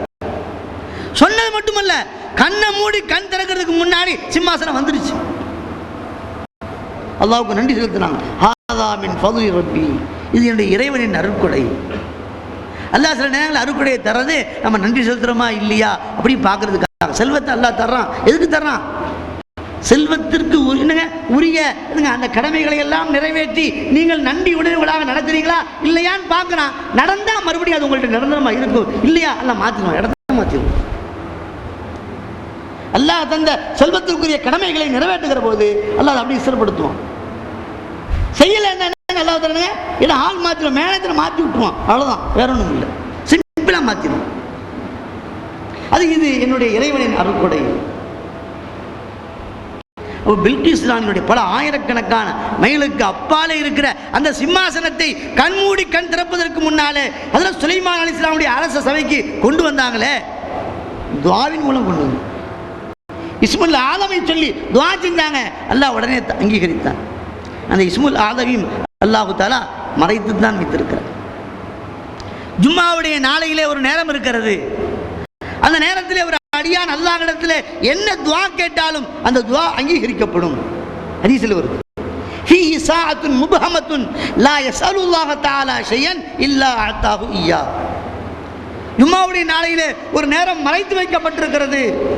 ஒரு அடியான் அந்த நேரத்தில் என்ன துஆ கேட்டாலும் அல்லாஹ்விடத்திலே அல்லாஹ் அதை கொடுத்தே தீருவான். அப்படிப்பட்ட நேரம் எது? அல்லாஹ் மறைச்சு வச்சிருக்கிறான், சொல்லலை, முயற்சித்து பெற்றுக்கொள்ளட்டும். அந்த நேரம் கிடைக்கணும்னு என்னங்க, முயற்சி பெறணும். இதுவே நம்முடைய முன்னோர்கள் எல்லாம், நான் ஏற்கனவே சொன்னேன், முன்னோர்கள் எல்லாம் அந்த நேரத்தை பெற்றுக்கொள்வதற்காக வியாழக்கிழமை மகரிபில் இருந்து அடுத்த நாள் மகரிபு வரை பள்ளியிலே இருக்கும். ஒரு நாள் ஏற்றுக்காக அந்த நேரத்தை பெற்றுக்கொள்ளணும் அப்படிங்கிறதுக்காக. நாம் அன்னைக்கு தான் லீவு. அப்படிங்க ஜும்மாவுடைய நாளை நம்ம எப்படி பயன்படுத்தணும்னுங்க, அன்னைக்கு தான் நம்ம வந்துங்க மற்ற எல்லா வகையான நீங்கள் கேளிக்கைகள், விளையாட்டுகள், நேரம் பூரா வேஸ்ட் பண்ணுறோம். எந்த நாளில் நம் விருப்பங்களை எல்லாம் லட்சியங்களை எல்லாம் அல்லாஹ்விடத்திலே சொல்லி பெற வேண்டுமோ அந்த நாளை வேஸ்ட் பண்ணுறோம். அந்த நேரம் எதுன்னு சொன்னால் அந்த டைமில் மட்டும் ஆஜர் போட்டு போயிடுவோம். எல்லாம் மறைத்து வைத்திருக்கிறான். யாருக்கு வேண்டுமோ அவர்கள் முயற்சித்து பெற்றுக்கொள்ளட்டும் என்று அல்லாஹ் மறைச்சிட்டான். அப்போ ஜும்மாவுடைய நாளில் அல்லாஹ் வைத்திருக்கிற நேரத்தை மறைத்திருப்பது போல அல்லாஹ்வுடைய 99 திருநாமங்களில் அல்லாஹ் ஜல்ல ஷானுஹு தஆலா இஸ்முல் ஆதமை மறைத்து வைத்திருப்பது போல ரமலான் மாதத்தில் இருக்கிற லைலத்துல் கத்ரையும் அல்லாஹ் மறைத்து வைத்திருக்கிறான், முயற்சித்து பெறட்டும் என்பதற்காக. அதனால் அல்லாஹ் மறைச்சு வச்சிருக்கு. இந்த கல் இருக்குது, அது பல தடவை தீட்டினா தானே வேற கல்ல. नामी कोई बगैर मशक्कत नहीं हुआ, सौ बार जब अकीक कटा तब नहीं हुआ. இந்த கல் இருக்குது, பேர் எடுக்கிறதுங்கிறது கஷ்டப்படாம முடியாது. 100 தடவை என்னங்க அப்படி தீட்டின பிறகு என்ன ஆகுதுங்க, ஒளி வீசும் கல்லாகுது, வேற கற்கள். அது மாதிரி என்னங்க முயற்சித்த தியாகம் பண்ணாதான், உழைப்பு செய்தால்தான் அதற்குரிய பலன்கள் கிடைக்கும். எனவே முயற்சித்து பெறட்டும் என்பதற்காக அல்லாஹ் தஆலா மறைச்சு வச்சிருக்கிறார். இன்னொரு காரணம், இன்னொரு நன்மை என்னன்னா, ஒரு கால் அறிவிச்சு தந்தான் வைங்க அல்லாஹ் தஆலா. நம்ம ஆட்களில் சில பேர் இப்படி இருக்கிறாங்க, சொன்னா கூட லைலத்துல் கத்ர்னு தெரிஞ்சா கூட வராமல் இருக்கிறவங்க கூட இருக்கிறாங்க. ஈதுடைய நாளைக்கு வராதவங்களும் இருக்கிறாங்க, ஜும்மா நாளைக்கு மட்டும் வர்றவங்க இருக்கிறாங்க, ஈதுக்கு மட்டும் வர்றவங்க இருக்கிறாங்க, ஈதே தெரியாதவங்களும் இருக்கிறாங்க. அப்படி இருக்கிற போது லைலத்துல் கத்ருடைய இரவு இன்னும் இரவு தான் என்று அல்லாஹ் டைரக்டா அறிவித்த பிறகு யாராவது வரலன்னா அது குஃப்ருடைய குற்றம். இது புரிஞ்சுக்கணும். ஹதீஸ்ல வருது, ஒரு சமயம் நபிகள் ஸல்லல்லாஹு அலைஹி வஸல்லம் மஸ்ஜித் நபவிக்கு வந்தாங்க. அப்போ ஒருத்தர் மஸ்ஜித் நபவியில் தூங்கிட்டு இருந்தார். அப்போ தொழுகையோட நேரம் ஆயிடுச்சு, உது செய்யணும், உது செய்யணும், தொழுகைக்கு வரணும். மருமகனை கூப்பிட்டாங்க, அதில் தலையிருக்கிறாங்க, அந்த சஹாபியை எழுப்பி விடுங்க. ரசூலுல்லாஹி ஸல்லல்லாஹு அலைஹி சொன்ன உடனே எழுப்பி விட்டான். எழுப்பி விட்டுட்டு ஒரு கேள்வி கேட்டாங்க, ஒருத்தர் தொழுகைக்காக எழுப்புறதுங்கிறது நன்மையான காரியம். எப்பவுமே நன்மையான காரியங்களை முந்திக்கிட்டு நீங்கள் தான் செய்வீங்க எல்லாரை விட. அப்படி இருக்கிற போது தொழுகைக்காக எழுப்புதல் என்ற இந்த நன்மையான காரியத்தை நீங்கள் செய்யாமல் என்னைய செய்ய சொன்னீங்களே, என்ன காரணம் கேட்டாங்க. கேட்க வேண்டிய கேள்வி இல்லையா, நியாயமான கேள்வி தானே. அப்போ அவங்க சொன்னாங்க, நான் எழுப்பி அவர் எந்திரிக்கலன்னா காஃபிரா போயிடுவார், ஆனால் நீ எழுப்பி எந்திரிக்கலன்னா காஃபிர் குஃப்ர்லாம் வராது, அதனால தான் உங்களை எழுப்பி சொன்னேன். ரசூலுல்லாஹி ஸல்லல்லாஹு அலைஹி வஸல்லம் டைரக்ட் உத்தரவுக்கு மாறு செய்வது கூட குஃப்ர். நீங்க ஹதீஸ்ல பாருங்க, ரசூலுல்லாஹி ஸல்லல்லாஹு அலைஹி வஸல்லம் அவர்கள் பாங்கினுடைய சிறப்புகளை நிறைய சொல்லி இருக்கிறாங்க. பாங்கு சொல்றதுக்கு எவ்வளவு பெரிய சிறப்பு. 7 ஆண்டு பாங்கு சொல்லிட்டா அவருக்கு சொர்க்கவாசி அவர். ஆனால் இவ்வளவு பெரிய சிறப்பு இருக்கிறது அப்படின்னு சொன்ன ரசூல் ஸல்லல்லாஹு அலைஹி வஸல்லம் எப்பவாயிலும் பாங்கு சொல்லியிருக்கிறாங்களா அப்படின்னு ஹதீஸ்ல படிச்சு பார்த்தா ரசூலுல்லாஹி ஸல்லல்லாஹு அலைஹி வஸல்லம் அவர்கள் எப்பவும் பாங்கு சொன்னதாக ரிவாயத்தே இல்லை. ஒரே ஒரு ரிவாயத்து முஸ்லிம் ஷரீஃபில் வரும், ஃபஅஸன நபி ஸல்லல்லாஹு அலைஹி வஸல்லம் பாங்கு சொன்னாங்க. அந்த ரிவாயத்திற்கு கூட முஸ்லிம் ரஹ்மத்துல்லாஹி அலைஹி அவர்களும் இமாம் நவவி ரஹ்மத்துல்லாஹி விளக்கம் சொல்லும் பொழுது பாங்கு சொல்ல உத்தரவிட்டார்கள் அப்படின்னு அர்த்தம். அம்மா பாங்கு சொன்னாங்க அப்படின்னு அர்த்தம் கிடையாது. பாங்கு சொன்னதாக எங்கும் ரிவாயத்தில்லை, ஒரே ஒரு ரிவாயத்தில் மட்டும்தான் பாங்கு சொன்னதாக வருகிறது. அதற்கு கூட அவர்கள் பாங்கு சொன்னார்கள் என்று பொருள் அல்ல, பாங்கு சொல்ல உத்தரவிட்டார்கள். பாங்கு சொல்லல. ஏன் பாங்கு சொல்லல? நபிகள் நாயகம் ஸல்லல்லாஹு அலைஹி வஸல்லம் அவங்க பாங்கு சொல்லி ஹய்யா அலஸ் ஸலாஹ் ஹய்யா அலஸ் ஸலாஹ் அப்படின்னு சொன்னா அந்த சத்தத்தை கேட்ட அத்தனை பேரும் வந்தாகணும். யாராவது வரலான்னு ஸ்பாட்லேயே காஃபிர். நம்ம மோதி சாப் எத்தனை தடவை கூப்பிட்டாலும், நாம் எத்தனை தடவை வராமல் இருந்தாலும் குஃப்ர்லாம் உண்டாகாது. அதான் நமக்கு ரொம்ப தைரியம், அசட்டு தைரியம், முரட்டு தைரியங்கிற முடியும். ஆனால் ரசூலுல்லாஹி தான் கூப்பிட்டு ஹய்யா அலஸ் ஸலாஹ் சொல்லி கூப்பிட்டு வரலன்னா குஃப்ர் ஏற்பட்டு. அப்போ அல்லாஹ்வுடைய டைரக்ட் உத்தரவுக்கு மாறு செய்வதும் அல்லாஹ்வுடைய ரசூல் ஸல்லல்லாஹு அலைஹி வஸல்லம் டைரக்ட் உத்தரவுக்கு மாறு செய்வது குஃப்ர். இப்போ நம்ம இப்லீஸை காஃபிருங்கிறோம். இப்லீஸ் காஃபிர் தானேங்க. ஏன் காஃபிர்? அவன் அல்லாஹ் இல்லைன்னு சொன்னானா? அவனை மாதிரி வணக்கசாலி இந்த உலகத்தில் யாருமே இல்லையே. சொல்ல போனால் இந்த பூமியில அவன் சைதா செய்யாத இடமே இல்லை என்கின்ற அளவிற்கு வரலாற்றிலே சொல்லப்படுகிறது. மலக்குகளுக்கு ஆசானாக இருந்தான். இப்ப அல்லாஹ் இல்லைன்னு சொன்னானா இப்லீஸ்? அது அல்லாஹ்வுக்கு இணை வைத்தானா? அவன் அல்லாஹ்வுக்கு இணை வைத்தவனும் அல்ல, கடவுள் இல்லை அல்லாஹ் இல்லை என்று சொல்வனும் இல்லை, நாத்திகனும் அல்ல, இணை வைப்பானும் அல்ல. அல்லாஹ் ஒக்கான காஃபிரிங்கிறான். எதனால அவன் காஃபிரு? அல்லாஹ் இல்லை என்று சொன்னதுனாலா? இல்ல அல்லாஹ்வுக்கு இணை வைத்ததுனாலா? அல்லாஹ்வுடைய டைரக்ட் ஒருத்தருக்கு மாற்றமானா அதனால தான் காஃபிர். அப்படிதானே? மலக்களுக்கெல்லாம் அல்லாஹ் உத்தரவிட்டான், சுத்தூரி ஆதம் எல்லாம் செய்தா செஞ்சாங்க, இல்லா இப்லீஸ். அதனால அவன் காணமிரல் காஃபிர். அப்போ அல்லாஹ் ஜல்ல ஷானுஹு வ தஆலா இந்த லைலத்துல் கத்ருடைய இரவை பொறுத்தவரை எந்த இரவு என்று நமக்கு குறிப்பிட்டு அறிவித்து தந்த பிறகும் கூட நாம இந்த இரவை பயன்படுத்தலைன்னு சொன்னா அது குஃப்ருக்கு நிகரான குற்றம் ஏற்பட்டுவிடும். இப்போ யாவத்தர் வரல, லைலத்துல் ரமலான் பிந்திய பத்தில் பூரானுங்க வரல, அந்த இரவில் தப்பு பண்ணார்னா லைலத்துல் கத்ர் தெரியாம தப்பு பண்ணார் அப்படின்ட்டு அவர் அல்லாஹ்விடத்தில் தப்பிக்கிறதுக்கு ஒரு உதுர் இருக்கு. அந்த அடிப்படையில் கூட நன்மையாக இருக்கலாம். ஆக லைலத்துல் கத்ருடைய இரவு எந்த இரவு என்று நான் சொல்ல வந்தேன். அது சண்டையினால மறக்கடிக்கப்பட்டு போய்விட்டது என்றாலும் கூட அதிலும் உங்களுக்கு நன்மை இருக்கிறது. எனவே நீங்கள் அந்த லைலத்துல் கத்ருடைய இரவை பிந்திய பத்தில் தேடுங்கள், அதுவும் பிந்திய பத்தில ஒற்றைப்படை இரவுகளிலே தேடுங்கள் என்று நபிகள் நாயகம் ஸல்லல்லாஹு அலைஹி வஸல்லம். எனவே அந்த லைலத்துல் கத்ரை அடைவதற்காகத்தான் பிந்தின பத்தில் நம்ம என்னங்க ஏத்திகாஃப் இருக்கு. ஏத்திகாஃப் ஏன் சுன்னத்தாக்கப்பட்டது? அதை எப்படியாகிலும் வாழ்க்கையில் அடையணுங்கிறதுக்காக. லைலத்துல் கத்ரை அல்லாஹ் தஆலா நமக்கு தந்ததே அல்லாஹ்வுடைய பெரிய கிஃப்ட், அல்லாஹ்வுடைய பெரிய வெகுமதி. இந்த லைலத்துல் கத்ர் நமக்கு இந்த சமுதாயத்திற்கு ஏன் அருளப்பட்டது, எதனாலே தரப்பட்டது? அதுவும் ரசூலுல்லாஹி ஸல்லல்லாஹு அலைஹி வஸல்லம் பரக்கத்தினால தான் கிடைத்தது. நபிகள் நாயகம் ஸல்லல்லாஹு அலைஹி வஸல்லம் தம்முடைய உம்மத்தவர்களின் ஆயுட்காலத்தையும் தமக்கு முன்பு வாழ்ந்த சமுதாயத்தவருடைய ஆயுட்காலத்தையும் எண்ணி பார்த்தான். பார்த்தா தன்னுடைய உம்மத்துக்குடைய ஆயுள் என்னங்க ரொம்ப குறைவு. ரசூலுல்லாஹி ஸல்லல்லாஹு அலைஹி வஸல்லம் உம்மத்துடைய ஆயுள் எவ்வளவுங்க? மா பைன 60 வ 70, 60 to 70 தான். 63க்கு மேல போனாலே லாபத்தில் ஓடுதுன்னு அர்த்தம். இன்னைக்கு 63 கூட எட்டுறது இல்லைங்க, ரொம்ப சிம்பிளா போய் சேர்ந்துடுறோம். அப்ப என்னுடைய உம்மத்துக்குடைய வயசு எனக்கு ரொம்ப குறைவு. ஆனால் முந்தி உள்ளவங்க பார்த்தீங்கன்னா 800 to 1000. முந்தைய சமுதாயத்துடைய ஆயுட்காலம் சொல்லுங்க 800 to 1000. நம்ம என்னங்க 60 to 70 அப்படின்னு சொன்னா அப்ப என் உம்மத்தவர்கள் அமலை பொறுத்தவரை முன் சமுதாயத்தவர்கள் செய்த அமல் அளவிற்கு ஈக்குவல் ஆக முடியாது, அமலில் அவங்களுக்கு ஈடாக முடியாது. மனசுல கவலை, அந்த கவலைக்கு அல்லாஹ் தஆலா தந்த பரிசு தான் லைலத்துல் கத்ர். இந்த இரவு நமக்கு யாருனால கிடைச்சதுங்க? ரசூலுல்லாஹி ஸல்லல்லாஹு அலைஹி வஸல்லம் கவலைப்பட்டாங்க, என்னுடைய உம்மத்துக்கள் நல்ல அமல்கள் விஷயத்துல முந்தைய உம்மத்தவர்களுக்கு சரி நிகராக முடியவில்லையே அப்படின்னு கவலைப்பட்டாங்க. அதுக்காக அல்லாஹ் தஆலா கொடுத்தான். அப்போ ஒரு லைலத்துல் கத்ருக்கு எவ்வளவு பெரிய நன்மைங்க? 83 ஆண்டுகள் 4 மாதங்கள் 10 பெருக்குங்களேன்.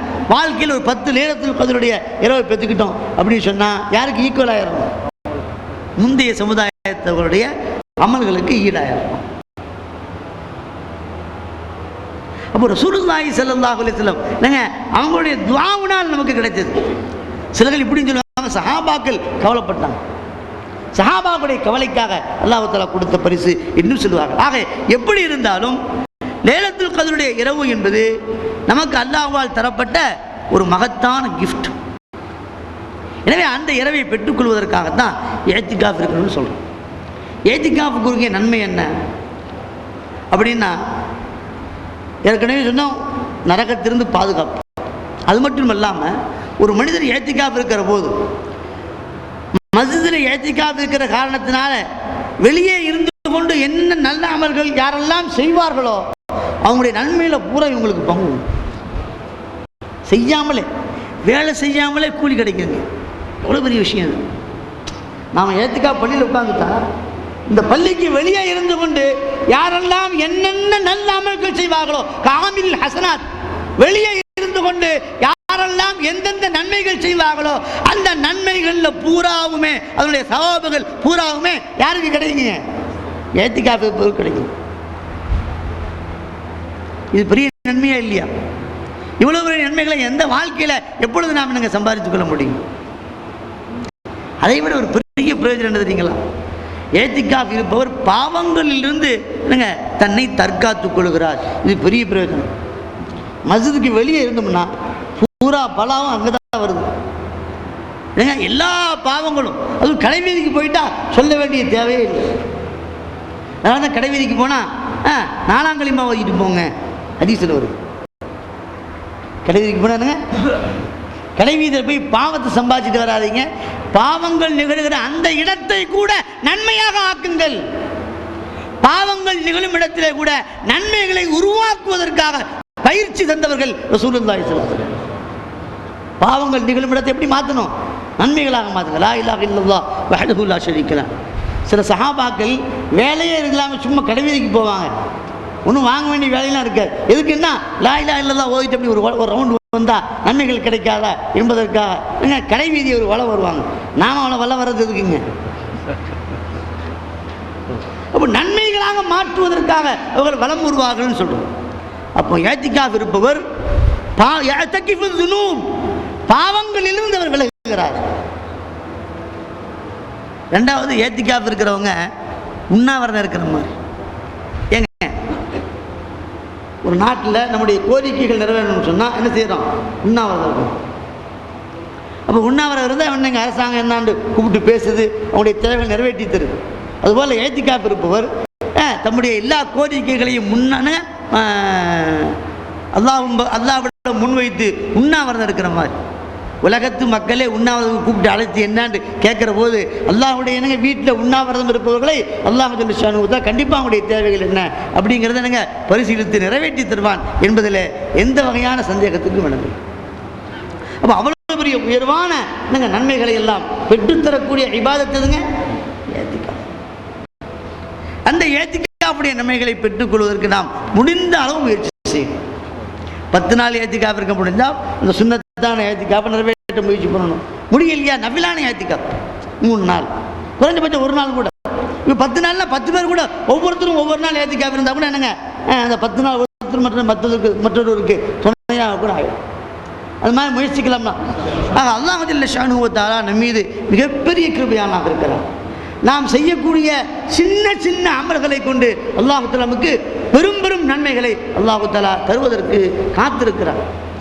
நாம் வாழ்க்கையில் எதை பெற நினைத்தாலும் அல்லாஹ்விடம் தான் அதை ஒப்படைக்க வேண்டும். ஹஜ்ரத் மூசா அலைஹிஸ்ஸலாம் அவர்கள் உஃபவ்விது அம்ரி இலல்லாஹ். ஃபிரௌனால் கொடுமை தாங்க முடியல, ஃபிரௌனுடைய சமுதாயத்தை சிரமங்கள் தாங்க முடியல, என் காரியத்தை நான் அல்லாஹ்விடமே ஒப்படைத்தேன் அப்படின்னு சொன்னான். ஒரு ஹதீஸில் வருது, அல்லாஹ் சொல்லுகிறான், ஒரு அடியான் தன்னுடைய வாழ்க்கையில் தனக்கு ஏற்படுகிற எந்த பிரச்சனைக்காக என்னிடத்தில் உதவி தேடினார். என் படைப்புகளிடத்தில் அல்ல, சொல்றான் தூன ஹல்கி, என் படைப்புகளிடத்தில் அல்ல, என்னிடத்தில் உதவி கேட்டார். என் படைப்புகள்கிட்ட கேட்கல, என்கிட்ட தான் கேட்குறான். என் படைப்புகளை நம்பல, என்னை தான் நம்புறான் அப்படின்னு நான் நீயத்தை பார்த்து தெரிஞ்சுக்க. அதையும் என்ன சொல்றான், அலமு தாலிகமின் நீயத்தி. சும்மா வாயில் என்னங்க நான் அல்லாஹ் தான் நம்பி இருக்கேன்னு சொல்லி வாயில் இருக்கிற பத்தாது, கல்வியில் என்ன இருக்குது அதான் பார்க்குறான். அலமு தாலிகமின் நீயத்தி, நான் அதை என்னுடைய நீயத்தை பார்த்து அறிந்து கொள்வேன். என்னை நம்புறானா, படைப்புகளை நம்புறானா, நான் நீயத்தை பார்த்து தெரிஞ்சுக்குவேன். படைப்புகளை நம்பல, உண்மையிலே அவன் என் மேல தான் நம்பிக்கை வைக்கிறான் அப்படின்னு இருந்தா அவனுக்கு வானம் பூமிக்கு மத்தியில் இருக்கக்கூடிய எல்லா வஸ்துக்களும் சேர்ந்து சூழ்ச்சிகள் செய்தாலும் அவைகளிலிருந்து நான் விடுதலையை தருவேன். அல்லாஹ் சொல்றார், ஃபதகீதுஹு ஸமாவாத்து வல் அர்த் இல்லா ஜஅல்து லஹு மின்ஹுன்ன மக்ரஜன் வஃப்ரஜா. அப்போ ஒரு அடியான் என்கிட்டயே உதவி கேட்கிற போது வானம் பூமி இவைகளுக்கு மத்தியில் இருக்கிற எல்லா வஸ்துக்கள் சேர்ந்து அவனை வீழ்த்துவதற்கு, அவனை அழிப்பதற்கு, அவனை முடக்குவதற்கு முயற்சித்தாலும் அவைகளிலிருந்து நான் விடுதலையை தருவேன். அதே நேரத்தில் ஒரு மனிதன் என் மேல நம்பிக்கை வைக்கல, என்னைய நாடி வரல, என்னைய வணங்கல, எனக்கு வழிபடல, படைப்பிடங்கள் மீது நம்பிக்கை வச்சான், அவர் செய்வார் இவர் செய்வார், அவர்னால காரியம் நடந்துடும், இவர்னால காரியம் நடந்துடும் அப்படின்னு படைப்பினங்களை நம்பினா அப்படின்னு சொன்னா லா உபாலி ஃபி ஐயி வாதின் ஹலக, அவன் எந்த ஓடையில விழுந்து நாசமானாலும் நான் கவலைப்பட மாட்டேன். அல்லாஹ் சொல்றான். எவ்வளவு பெரிய கடுமையான வார்த்தை என்பதை நாம் எண்ணி பார்க்க வேண்டும். ஆக நேற்றைய தினமும் இன்றைய தினமும் நாம் கேட்ட விஷயங்களிலிருந்து ஒரு உண்மையை இந்த உள்ளத்திலே பதிவு செய்ய வேண்டும். நடப்பது அனைத்தும் அல்லாஹ்வை கொண்டு நடக்கிறது. பொருளாதார வளம் அல்லாஹ் நாடினால் கிடைக்கும். உயர்வு கண்ணியம் அல்லாஹ் நாடினால் கிடைக்கும். நன்மைகள் அனைத்தையும் அவனுடைய கையில் வைத்திருக்கிறான். நன்மைகளுடைய கஜானாவும் அவனுடைய கரத்திலே தான் இருக்கிறது. தீமைகளுடைய கஜானாவும் அவன் கையிலே தான் இருக்கிறது. நன்மைகளுடைய கஜானா அவன் கையில் இருக்கிறது, அந்த கஜானாவிலிருந்து கேட்கணும். தீமையுடைய கஜானா அவன் கையில் இருக்கிறது, அந்த தீமைகளிலிருந்து பாதுகாப்பு தேடணும். இதுதான் அடியார்களாகிய நம்முடைய கடமை. ஆக அல்லாஹ்வுடைய கைருடைய கஜானாக்களை பெற்றுக்கொள்வதற்கும் தீமையுடைய கஜானாவிலிருந்து பாதுகாப்பு பெறுவதற்கும் அற்புதமாக அல்லாஹ் நமக்கு தந்திருக்கிற மாதம் தான் ரமதானுடைய மாதம். இந்த மாதத்தை கூட நாம் பயன்படுத்திக் கொள்ளவில்லை என்றால் நம்மை விட துரதிர்ஷ்டம் துர்பாக்கியவான் யாருமே இருக்க முடியாது. எனவே நாம் அல்லாஹ்வுடைய அளப்பெரிய அருளை எண்ணி பார்க்க வேண்டும். அவருடைய ரஹ்மத்துடைய வாசல்கள் திறந்திருக்கிறது. அல்லாஹ் ஜல்ல ஷானுஹு வ தஆலா ஓடோடி வாருங்கள், என்னுடைய மன்னிப்பை பெறுவதற்கு ஓடோடி வாருங்கள், என்னுடைய சுவனத்தை பெறுவதற்கு ஓடோடி வாருங்கள் என்று அல்லாஹ் தஆலா அழைப்பு விடுத்துக் கொண்டிருக்கிறான். குர்ஆன் மக்களை அழைத்துக் கொண்டே இருக்கிறது. சாரிஉ இலா மக்ஃபிரத்தின் மின் ரப்பிக்கும், உங்களுடைய ரப்புடைய புறத்திலிருந்து உங்களுக்கு கிடைக்கக்கூடிய அந்த மன்னிப்பை பெறுவதற்கு ஓடி வாருங்கள். மன்னிப்புடைய இரவு நம்மை விட்டும் விடைபெற இருக்கிறது. இன்று ஒரு இரவு தான் மிஞ்சி இருக்கிறது. மன்னிப்பை பெற்றுக்கொள்ள ஓடி வாருங்கள் என்று அல்லாஹ் சொன்னான். அல்லாஹ்வுடைய சமூகத்திற்கு ஓடோடி வந்து மன்னிப்பை பெறுவதற்கு முயற்சிக்க வேண்டும். எந்த சுவனத்தின் அகலம் வானம் பூமி அளவுக்கு இருக்கிறதோ, இறை அச்சமுடையோருக்கு பயபக்தியாளர்களுக்கு தயாரித்து வைக்கப்பட்டிருக்கிறதோ, அந்த சுவனத்தையும் பெற்றுக்கொள்வதற்கு அந்த சுவனத்தின் பக்கம் உங்களை இழுத்துக் கொண்டு வருகின்ற நல்ல காரியங்களின் பக்கம் நீங்கள் விரைந்து வாருங்கள், ஓடி வாருங்கள் என்று அல்லாஹ் ஜல்ல ஷானுஹு வ தஆலா அழைப்பு விடுக்கிறான். அந்த அழைப்பை ஏற்று ஓடோடி வந்து அல்லாஹ்வுடைய அருளை பெற்றுக்கொள்வதற்கு நாம் அத்தனை பேரும் முயற்சிக்க வேண்டும். அல்லாஹ் ஜல்ல ஷானுஹு வ தஆலா அந்த நல்ல பாக்கியங்களை எனக்கும் உங்களுக்கும் தந்தல்வானாக என துஆ செய்து என்னுடைய வார்த்தைகளை நிறைவு செய்கிறேன். நேற்றைய தினம் ஒரு கேள்வியோடு நிறுத்திய நம்முடைய மௌரூப் ஹாஜியார் அவர்கள் இன்ஷா அல்லாஹ் இப்பொழுது அதை பற்றி பேசுவார்கள். இன்ஷா அல்லாஹ் அதற்கு துஆ ஓதப்படும். அல்லாஹ் ஜல்ல ஷானுஹு வ தஆலா கேட்ட விஷயங்களை கொண்டு அமல் செய்யக்கூடிய பாக்கியத்தை நம்ம எல்லோருக்கும் தந்தல்வானாக. ஆமீன். வாஹு தஅவானா அல்ஹம்துலில்லாஹி ரப்பில் ஆலமீன். قال عمر رضي الله عنه لا سهم في الإسلام لمن لا صلاة له كما قال عليه الصلاة والسلام. கண்ணியமிக்க பெரியார்களே, சகோதரர்களே, அல்லாஹ் ஜல்ல ஷானுஹு வ தஆலா அவருடைய மாபெரும் கிருபையினால் ரமதான் மாதத்தினுடைய 2 பத்துக்களை நிறைவு செய்து 3வது பத்திலே நாம் அடியெடுத்து வைத்திருக்கிறோம்.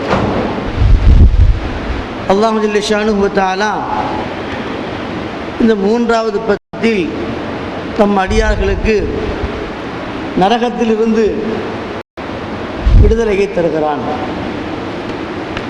முந்தின பத்தை அல்லாஹ் ரஹ்மத்தாக ஆக்கியிருக்கிறான், நடுப்பத்தை அல்லாஹ் மக்ஃபிரத்தாக ஆக்கியிருக்கிறான். 3வது பத்தை நரகத்திலிருந்து விடுதலை பெறுவதற்கு காரணமாக ஆக்கியிருக்கிறான். ரசூலுல்லாஹி ஸல்லல்லாஹு அலைஹி வஸல்லம் அவர்கள் சஹாபாக்களுக்கு ரமதான் மாதத்தை பற்றி அறிமுகப்படுத்துகிற போது ஷாபான் மாத கடைசியில் ரமதான் மாதத்தின் சிறப்புகளை எல்லாம் எடுத்து சொல்கிற போது அதில் முக்கியமான 4 விஷயங்களை சொன்னார். இந்த மாதத்தில் நீங்கள் லா இலாஹ இல்லல்லாஹ் என்ற திக்ரை அதிகமாக்குங்கள். இன்னொன்றை சொன்னார்கள், இஸ்திக்பாரையும் அதிகமாக்குங்கள். அல்லாஹ்விடத்திலே சுவனத்தை கேளுங்கள், நரகத்திலிருந்து பாதுகாப்பு தேடுங்கள். இந்த 4 விஷயங்களையும் நபிகள் நாயகம் ஸல்லல்லாஹு அலைஹி வஸல்லம் வலியுறுத்தி இருக்கிறார். எனவேதான் நம்முடைய தமிழகத்தை பொறுத்தவரை தராவி தொழுவிக்கிற போது தராவிஹ் தொழுகையின் துவக்கத்தில் இப்படி ஒரு திக்ரை செய்வதை நாம் எல்லாம் கேள்விப்பட்டிருக்கிறோம். சுப்ஹானல் முல்கி வல் மலக்கூத், சுப்ஹானல் இஸ்ஸத்தி வல் ஆஸமத்தி வல் குத்ரத்தி வல் கிப்ரியாஇ வல் மலக்கூத், சுப்ஹானல் மலிக்கில் ஹய்யில் லதீ லா யனாமு வ லா யமூத், சுப்பூஹன் குத்தூஸுன் ரப்புல் மலாயிகத்தி வர் ரூஹ். இது பூரா தஸ்பீஹ். ஒரு லா இலாஹ இல்லல்லாஹ் நஸ்தக்ஃபிருல்லாஹ் வ நஸ்அலுக்கல் ஜன்னah வ நஊது பிக மினன் நார். ரசூலுல்லாஹி ஸல்லல்லாஹு அலைஹி வஸல்லம் என்ன செய்யணும்னு சொன்னாங்களோ அது தஸ்பீஹ்ல வந்துருச்சுங்களா? சில பேர் அது என்ன ரசூல் ஸல்லல்லாஹு அலைஹி வஸல்லம் வந்துச்சுங்க தராவிக்கு பிறகு இதெல்லாம் ஓதுனாங்களா தஸ்பீஹா தெரிஞ்சு. தமிழகத்துடைய உலமாக்கள் உண்மையிலேயே அவர்களை எல்லாம் நாம் நினைவு கூற வேண்டும். அவர்களுக்கு நிறைய நன்றி செலுத்த வேண்டும். நபிகள் ஸல்லல்லாஹு அலைஹி வஸல்லம் சொன்ன அந்த அமலை அவர்கள் அமைத்து தந்த தஸ்பீஹாத்திலே நமக்கு நன்மைகளாக மாற்றி தந்துட்டான். அப்போ சும்மா இருக்கிறத விட்டுட்டு இந்த தஸ்பீஹத் சொல்லும் பொழுது அந்த ஹதீஸுடைய அமல் வந்துருதா இல்லைங்களாங்க? அப்போ நம்ம எவைகளெல்லாம் பிதஅத்துன்னு நம்ம சொல்கிறோமோ அவைகளெல்லாம் ஹதீஸினுடைய தொகுப்புகள் என்பதை நாம் உணர வேண்டும். முதல்ல ஹதீஸினுடைய தொகுப்புகள். அல்லாஹ் ஜல்ல ஷானுஹு வ தஆலா உலக வரலாற்றில் இந்த உலகத்தையே ஆட்சி செய்யக்கூடிய பாக்கியத்தை 4 பேருக்கு தான் தந்தான். உலக ஆட்சி, ஒரு குறிப்பிட்ட நாட்டுடைய ஆட்சி மட்டுமல்ல, உலகத்தையே ஆளக்கூடிய அந்த தன்மை அல்லாஹ் தஆலா உலக வரலாற்றிலேயே மொத்தம் எத்தனை பேர் கொடுத்தாங்க? 4 நபர்கள். அதில் 2 பேர் முஸ்லீம், 2 பேர் காஃபிர். ஒன்று அதில் சுலைமான் அலைஹிஸ்ஸலாம், உலகத்தின் மீதே அவங்களுடைய ஆட்சி இருந்துச்சு. இன்னொன்று இஸ்கந்தர் துல் கர்னைன், உலகத்தின் மீதே ஆட்சி இருந்துச்சு. காஃபிர்களில் நம்ரூத், உலகத்தின் மீதே ஆட்சி இருந்தது. பனு இஸ்ரவேலர்களே வந்த புக்து நஸ்ஸர், இந்த 4 பேர் தானேங்க உலகத்தையே ஆட்சி செய்தவர்கள். அதிலும் சுலைமான் அலைஹிஸ்ஸலாமுக்கு அல்லாஹ் தஆலா ஜின்னுகளை வசப்படுத்தி தந்தான். மனிதர்கள் மட்டுமல்ல, ஜின்னுகளையும் வந்து அவர்களுக்கு வசப்படுத்தி தந்தான். பறவைகளுடைய பேச்சு ஞானத்தை எல்லாம் கற்றுத்தந்தான். ஊத்தினா மன்திகத்தை, எல்லா பாக்கியங்களையும் அல்லாஹ் அவர்களுக்கு தந்தான். ஒரு சந்தர்ப்பத்தில் அவர்கள் மனிதர்கள், ஜின்னுகள், பறவைகள், நம்முடைய எல்லா படைகளும் புடைசூழ வருகை தந்திருக்கிறார், கொண்டு கொண்டிருக்கிறார்.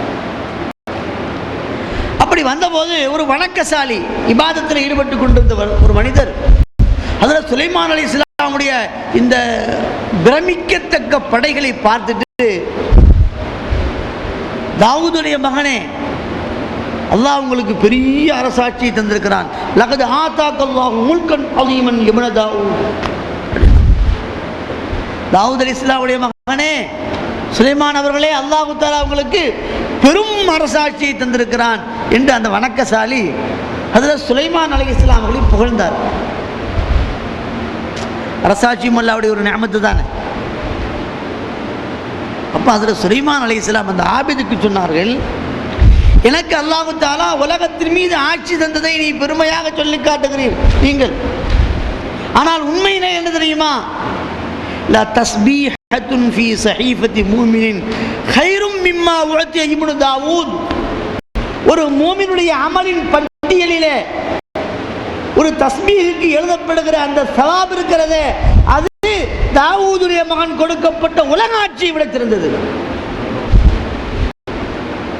ஒரு மூமினுடைய பதிவேட்டில் சுப்ஹானல்லாஹ் அப்படின்ட்டு சொல்றதுடைய எழுதப்படுகிற சுப்ஹானல்லாஹ் என்று சொல்வதனாலே எழுதப்படுகிற அந்த தஸ்பீஹுக்குரிய சவாப் இருக்கிறது, அது தாவூதுடைய மகன் சுலைமானுக்கு கொடுக்கப்பட்ட உலக அரசாட்சியை விட சிறந்ததுன்னாங்க. சுப்ஹானல்லாஹ் அப்படின்னு சொல்லிட்டா அதற்கு பெரிய நன்மை. அல்ஹம்துலில்லாஹ், அல்லாஹு அக்பர், லா இலாஹ இல்லல்லாஹ், இப்படி பூரா தஸ்பீஹாத் சொல்ல சொல்ல ஒரு அடியானுடைய பதிவேட்டில் நன்மைகள் பதிவு செய்யப்பட்டு கொண்டே இருக்கிறது. அப்போ தராவீஹ் தொழுகையில் இந்த தஸ்பீஹாத்துக்கு, அதுவும் தஸ்பீஹில் ஹதீஸுகளில் எங்கெங்கே தஸ்பீஹாத் எந்தெந்த வார்த்தைகளை கொண்டு வந்திருக்குதோ அதை பூரா உள்ளடக்கிட்டாங்க. சுப்ஹானல் மலிக்கில் குத்தூஸ், சுப்ஹானதில் முல்கி வல் மலக்கூத், சுப்ஹானதில் இஸ்ஸத்தி வல் ஆஸமத்தி, இதெல்லாம் சுப்ஹான் என்ற வார்த்தையினுடைய பல்வேறு இடங்களில் வந்திருக்கக்கூடிய ஹதீஸ்களில் வந்திருக்கக்கூடிய தஸ்பீஹாத்துடைய வார்த்தைகள் அதை பூரா ஒன்று சேர்த்துட்டாங்க. ரமலான்ல என்ன திக்ர் செய்ய வேண்டும் என்று ரசூல் ஸல்லல்லாஹு அலைஹி சொன்னாங்களோ அந்த திக்ரையும் உள்ளடக்கிட்டாங்க. ரமலான்ல என்ன இஸ்திக்பார் செய்யணும்னு சொன்னாங்களோ அதையும் உள்ளடக்கிட்டாங்க. ரமலான்ல அல்லாஹ்ட்ட எதை கேட்கணும்னு சொன்னாங்களோ அதையும் உள்ளடக்கிட்டாங்க. எதிலிருந்து பாதுகாப்பு தேவைன்னு சொன்னாங்களோ எல்லாத்தையும் உள்ளடக்கிட்டாங்க. அப்போ இந்த பிந்தியை பற்றி அல்லாஹ்விடமிருந்து ஒரு அடியான் நரகத்திலிருந்து விடுதலையை பெறுவதற்கான ஒரு மகத்தான சிறப்பு மிக்க இரவு. நரகத்திலிருந்து விடுதலை பெறணும். நரகத்திலிருந்து விடுதலை பெறணும்னா என்ன செய்யணும்? என்னுடைய இன்றைய தலைப்பு ஈமானை பாதுகாப்போம். ஈமானை பாதுகாக்காமல் ஒரு மனிதன் சுவனம் போக முடியாது. நரகத்திலிருந்து பாதுகாப்பு பெற முடியாது. ஹதீஸில் வருகிறது, கியாமத்து நாளில் ஒவ்வொரு நல்ல அமல்களும் அல்லாஹ்வுடைய சமூகத்திற்கு வந்து தன்னை அறிமுகப்படுத்திக் கொள்ளும். அல்லாஹ்ட்ட நல்ல அமல்கள் அல்லாஹ்வுடைய சமூகத்திற்கு வந்து தன்னை அறிமுகப்படும். தொழுகை வரும். தஜீஉல் அமால் ஃபதஜீஉ ஸலாத்து ஃபதகூலு யா ரப்பி அன ஸலாத். தொழுகை வரும். யா அல்லாஹ் நான் தான் தொழுகைன்னு சொல்லி தன்னை அறிமுகப்படுத்தும். அப்போ அல்லாஹ் சொல்லுவான், இன்னக அலா கைரின், நீ நன்மையின் மீது இருக்கிறாய் அப்படின்னு அல்லாஹ் தஆலா என்னங்க தொழுகையை புகழ்ந்து பாராட்டி சரி அப்படின்னு. அப்புறம் நோன்பு வரும். யா அல்லாஹ் நான் தான் யா ரப்பி அன ஸியாம், நான் தான் நோன்பு, நீயும் கைரின் மீது தான் இருக்கிறாய். பிறகு தர்மம் வரும். யா ரப்பி அன ஸதகா, நான் தான் சதகா, இன்னக அலா கைரின், நீ நன்மையின் மீதே இருக்கிறாய். இப்படி ஒவ்வொரு அமலா வரும். கடைசியில் இஸ்லாம் வரும். கடைசியில் வருங்க அந்த இஸ்லாம் வந்து அல்லாஹ் இடத்துல சொல்லும், யா ரப்பி அந்த சலாம் வானல் இஸ்லாம். இஸ்லாம் அல்லாஹ் சொல்லும் பொழுது அந்த சலாம், நீ சலாம், எல்லா குறைகளிலிருந்து நீ நீங்கியவன், சலாமத் பெற்றவன். உன்னுடைய சலாமிலிருந்து எடுக்கப்பட்ட வார்த்தை தான் நான் வானல் இஸ்லாம், நான் இஸ்லாம் அப்படின்னு சொல்கிற போது அல்லாஹ் ஜல்ல ஷானுஹு வ தஆலா அந்த இஸ்லாமை பார்த்து சொல்லுவான், நீ கைரின் மீது இருக்கிறாய். இன்றைய தினத்தில் நான் மனிதர்களை பிடிக்கப் போவது உன்னை வைத்துத்தான் பிடிக்கப் போகிறேன். நான் என் அடியார்களுக்கு அருட்கொடைகளை தரப்போவதும் உன்னை வைத்துத்தான். அப்போ இஸ்லாத்தை வைத்துத்தான் மக்கள் தண்டிக்கப்படுவதும் அதே நேரத்தில் உயர்ந்த கூலி கொடுக்கப்படுவதும் என்று அல்லாஹ் தஆலா இஸ்லாமை பார்த்து சொல்கிறார். எனவே தான் குர்ஆனில் அல்லாஹ் சொல்கிற போது, விசுவாசிகளே நீங்கள் அல்லாஹ்வை அஞ்ச வேண்டிய முறை பிரகாரம் அஞ்சி முஸ்லிம்களாக உள்ள நிலைமையிலேயே தவிர நீங்கள் மரணிக்க வேண்டாம். யா அய்யுஹல்லதீன ஆமனு தக்குல்லாஹ ஹக்க துகாத்திஹி வலா தமூதுன்ன இல்லா வ அன்தும் முஸ்லிமூன். விசுவாசிகளே நீங்கள் அல்லாஹ்வை அஞ்ச வேண்டிய முறை பிரகாரம் அஞ்சுங்கள், முஸ்லிமாகவே மரணியுங்கள். அப்ப இஸ்லாத்தின் மீது மரணித்தால் தான் ஒரு அடியான் நரகத்திலிருந்து பாதுகாப்பு பெற்று சுவனம் செல்ல முடியும். இஸ்லாம் இல்லையானால், ஈமான் இல்லையானால் ஒரு அடியான் சுவனம் செல்வது என்பது சிந்திக்கவே முடியாத ஒன்று என்பதை நாம் புரிந்து கொள்ள வேண்டும். எனவே நரகத்திலிருந்து நாம் விடுதலை பெற வேண்டுமானால் இஸ்லாமை பாதுகாத்துக் கொண்டவர்களாக, இஸ்லாத்துடைய அடிப்படைகளில் ஒன்றுதான் ஈமான், இஸ்லாமிய 50 கடமைகளில் ஒன்றுதான் ஈமான், அந்த ஈமானை பாதுகாத்துக் கொண்டவர்களாக அல்லாஹ்வுடைய சமூகத்திற்கு செல்ல வேண்டும். அப்ப ஈமானை நாம் பாதுகாக்க வேண்டும். நாம் அசட்டையாக இருக்கக்கூடாது. நமக்கு அல்லாஹ் தஆலா தந்திருக்கக்கூடிய பாக்கியங்களில் மிக உயர்ந்த பாக்கியம் ஈமானுடைய பாக்கியம். ஈமானுடைய பாக்கியத்தை நாம் யாரிடத்தில் கேட்க வேண்டும் தெரியுமா? அபூ தாலிப் இடத்திலே கேட்டால் தான் தெரியும். நமக்கு ஈமானுடைய மகத்துவம் தெரியவில்லை. நபிகள் நாயகம் ஸல்லல்லாஹு அலைஹி வஸல்லம் அவர்களுக்கு உறுதுணையாக இருந்தவர்கள் அபூ தாலிப் அவர்கள். கொலை செய்வதற்காக எங்களிடத்தில் ஒப்படைத்து விடுங்கள் என்று சொன்னபோது கூட, எவ்வளவு பெரிய சிரமங்கள் வந்தாலும் கூட ஒப்படைக்க முடியாது என்று சொல்லி ஊரிலிருந்து விலக்கி வைக்கப்பட்டும் பொருளாதார தடை விதிக்கப்பட்டும் கூட ரசூலுல்லாஹி ஸல்லல்லாஹு அலைஹி வஸல்லம் ஒப்படைக்கவில்லை. பசியோடும் பட்டினியோடும் இருந்து நபிகள் நாயகம் ஸல்லல்லாஹு அலைஹி வஸல்லுக்கு அரணாக பாதுகாப்பாக விளங்கினாங்க. யாருங்க? ஹஜ்ரத் அபூ தாலிப். ஆனால் அவருடைய மரண தருவாயில் ரசூலுல்லாஹி ஸல்லல்லாஹு அலைஹி வஸல்லம் அவருடைய சமூகத்திற்கு சென்று நீங்க லா இலாஹ இல்லல்லாஹ் முஹம்மதுர் ரசூலுல்லாஹ் சொல்லுங்க, மற்றவர்களுக்கெல்லாம் நான் பொறுப்பு, மற்றவைகளுக்கு நான் பொறுப்பு. ஆனால் இவ்வளவு சொல்லியும் அவர்களுக்கு ஈமான் நசீபானதா? ஈமான் நசீபா? ஈமான் கொல்லாமலேயே மௌத்தாயிட்டாங்க. எவ்வளவு பெரிய நஷ்டம், எவ்வளவு பெரிய துர்பாக்கியம். அவர்களுக்கு கிடைக்காத அந்த ஈமான் நாம் எந்த தவமும் செய்யவில்லை, தியாகமும் செய்யவில்லை, ஆனால் நமக்கு தந்திருக்கிறார். நன்றியோடு நாம் எண்ணி பார்க்க கடமைப்பட்டிருக்கிறோம். அல்லாஹ் மிகப்பெரிய அருளாக தந்த இந்த ஈமானை நாம் பாதுகாக்க வேண்டாமா? அந்த ஈமானை பாதுகாக்க. அபூ தாலிப் அவர்கள் ஈமான் கொள்ளாததுனால ரசூலுல்லாஹி ஸல்லல்லாஹு அலைஹி வஸல்லம் ரொம்ப வருத்தப்பட்டார், கவலைப்பட்டார். மக்கா வெற்றிக்கு பிறகு ஹஸரத் அபூபக்கர் ரலியல்லாஹு அன்ஹு அவர்கள் தம்முடைய வயது முதிர்ந்த தம்முடைய தந்தை அபூ குஹாஃபா அவர்களை அழைத்துக் கொண்டு, நடக்க முடியல, இப்படி தாங்கி பிடித்து கொண்டு ரசூலுல்லாஹி ஸல்லல்லாஹு அலைஹி வஸல்லம் சமூகத்திற்கு வந்தாங்க. சிரமப்பட்டு தாங்களாக தூக்கி வருவதை பார்த்து, தாங்கி கொண்டு தூக்கி வருவதை பார்த்து, ஏன் நீங்க இவங்களை இவ்வளவு சிரமப்படுத்துறீங்க, சொன்னா நானே வீட்டுக்கு வந்திருப்பேன் என்று. யார் சொல்றா? ரசூலுல்லாஹி ஸல்லல்லாஹு அலைஹி வஸல்லம். நானே வீட்டுக்கு வந்திருப்பேனே, இந்த பெரியவர்களை ஏன் இவ்வளவு கஷ்டப்படுத்தினீர்கள்? நாயகமே, அவர்கள்தான் உங்களிடத்திலே நடந்து வருவதற்கு தகுதியுடையவர், நீங்க போகணும் தேவையில்லை. அவர்தான் உங்களை சந்திப்பதற்கு நடந்து வருவதற்கு தகுதியுடையவர் இப்படி சொல்லிட்டு ரசூல் ஸல்லல்லாஹு அலைஹி வஸல்லம் முன்னால் கொண்டு வந்து உட்கார வச்சு ரசூலுல்லாஹி ஸல்லல்லாஹு அலைஹி வஸல்லம் கரம் பட்டி இஸ்லாம் ஆனாங்க. யாருங்க? ஹஸரத் அபூபக்கர் அவருடைய தகப்பனார். மக்கா வெற்றிக்கு பிறகுதான் இஸ்லாம் ஆனாங்க. இஸ்லாமான பிறகு ஹஸரத் அபூபக்கர் ரலியல்லாஹு தஆலா அவர்கள் அழுதாங்க, தேம்பி தேம்பி அழுதாங்க.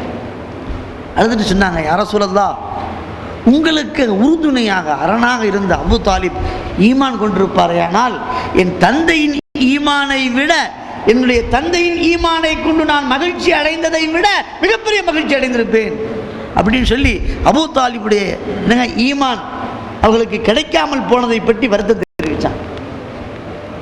அது மட்டுமல்ல, இன்னொரு கேள்வியும் கேட்டான். யா ரசூலல்லாஹ், உங்களுக்கு இவ்வளவு உறுதுணையாக இருந்தாங்களே, உங்கள்னால அவங்களுக்கு ஏதாவது பலன் உண்டான்னு கேட்டாங்க. உங்களுக்காக எவ்வளவு தியாகம் செஞ்சாங்க, கஷ்டப்பட்டாங்க, ஈமான் கொள்ளல. உங்களுக்காக கஷ்டப்பட்ட அவர்களுக்கு உங்களினால ஏதாவது ஃபாயிதா கிடைக்குமா, உங்களினால் ஏதாவது பிரயோஜனம் கிடைக்குமான்னு கேட்டாங்க.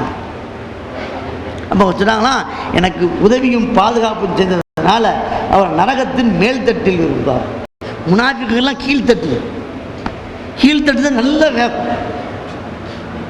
எனக்கு உபகாரம் செய்த காரணத்தினால நரகம் தான், நரகத்திலிருந்து தப்பிக்க முடியாது.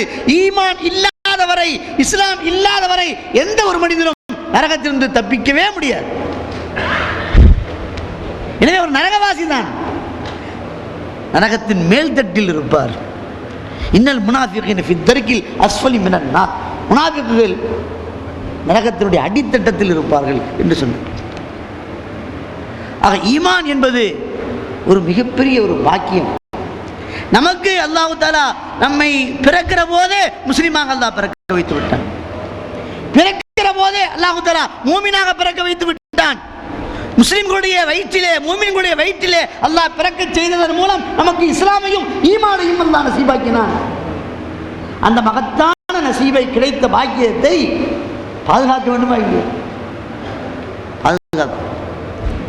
அதை பாதுகாப்பதற்கு நம்ம என்ன செய்யணும்?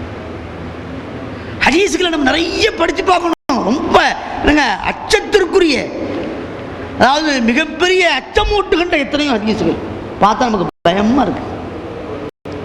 அந்த ஹதீஸ்களை எல்லாம் படித்து பார்த்தா ரொம்ப பயமா இருக்கு. அப்போ நம்ம ரொம்ப முழு தைரியத்தோடு இருக்க முடியாது. அப்போ ஈமானை பாதுகாக்கிறதுக்காக ஒவ்வொரு நேரம் ஈமானுடைய பாதுகாப்பில் கண்ணும் கருத்துமா இருக்கணும். ஹதீஸுடைய கிரந்தங்கள்ல கலா கதரை பற்றி உள்ள ஹதீஸுகள் நிறைய வருது. எதை பற்றி உள்ள ஹதீஸுங்க? கலா கதர். ஹதீஸுடைய கிரந்தங்கள்ல எந்த ஹதீஸுடைய கிரந்தமாக இருந்தாலும் என்னங்க, பாபுல் ஈமானி பில் கதர் இல்லாத ஹதீஸுடைய கிரந்தங்களே கிடையாது. அதையெல்லாம் படித்து பார்க்கிற போது ரொம்ப அச்சம், பயம் ஏற்படுகிறது. அல்லாஹ் நம்மை பாதுகாக்க வேண்டுமே என்ற அந்த உணர்வு நமக்கு அந்த ஹதீஸுகளை எல்லாம் படித்து பார்க்கிற போது தான் ஏற்படுகிறது.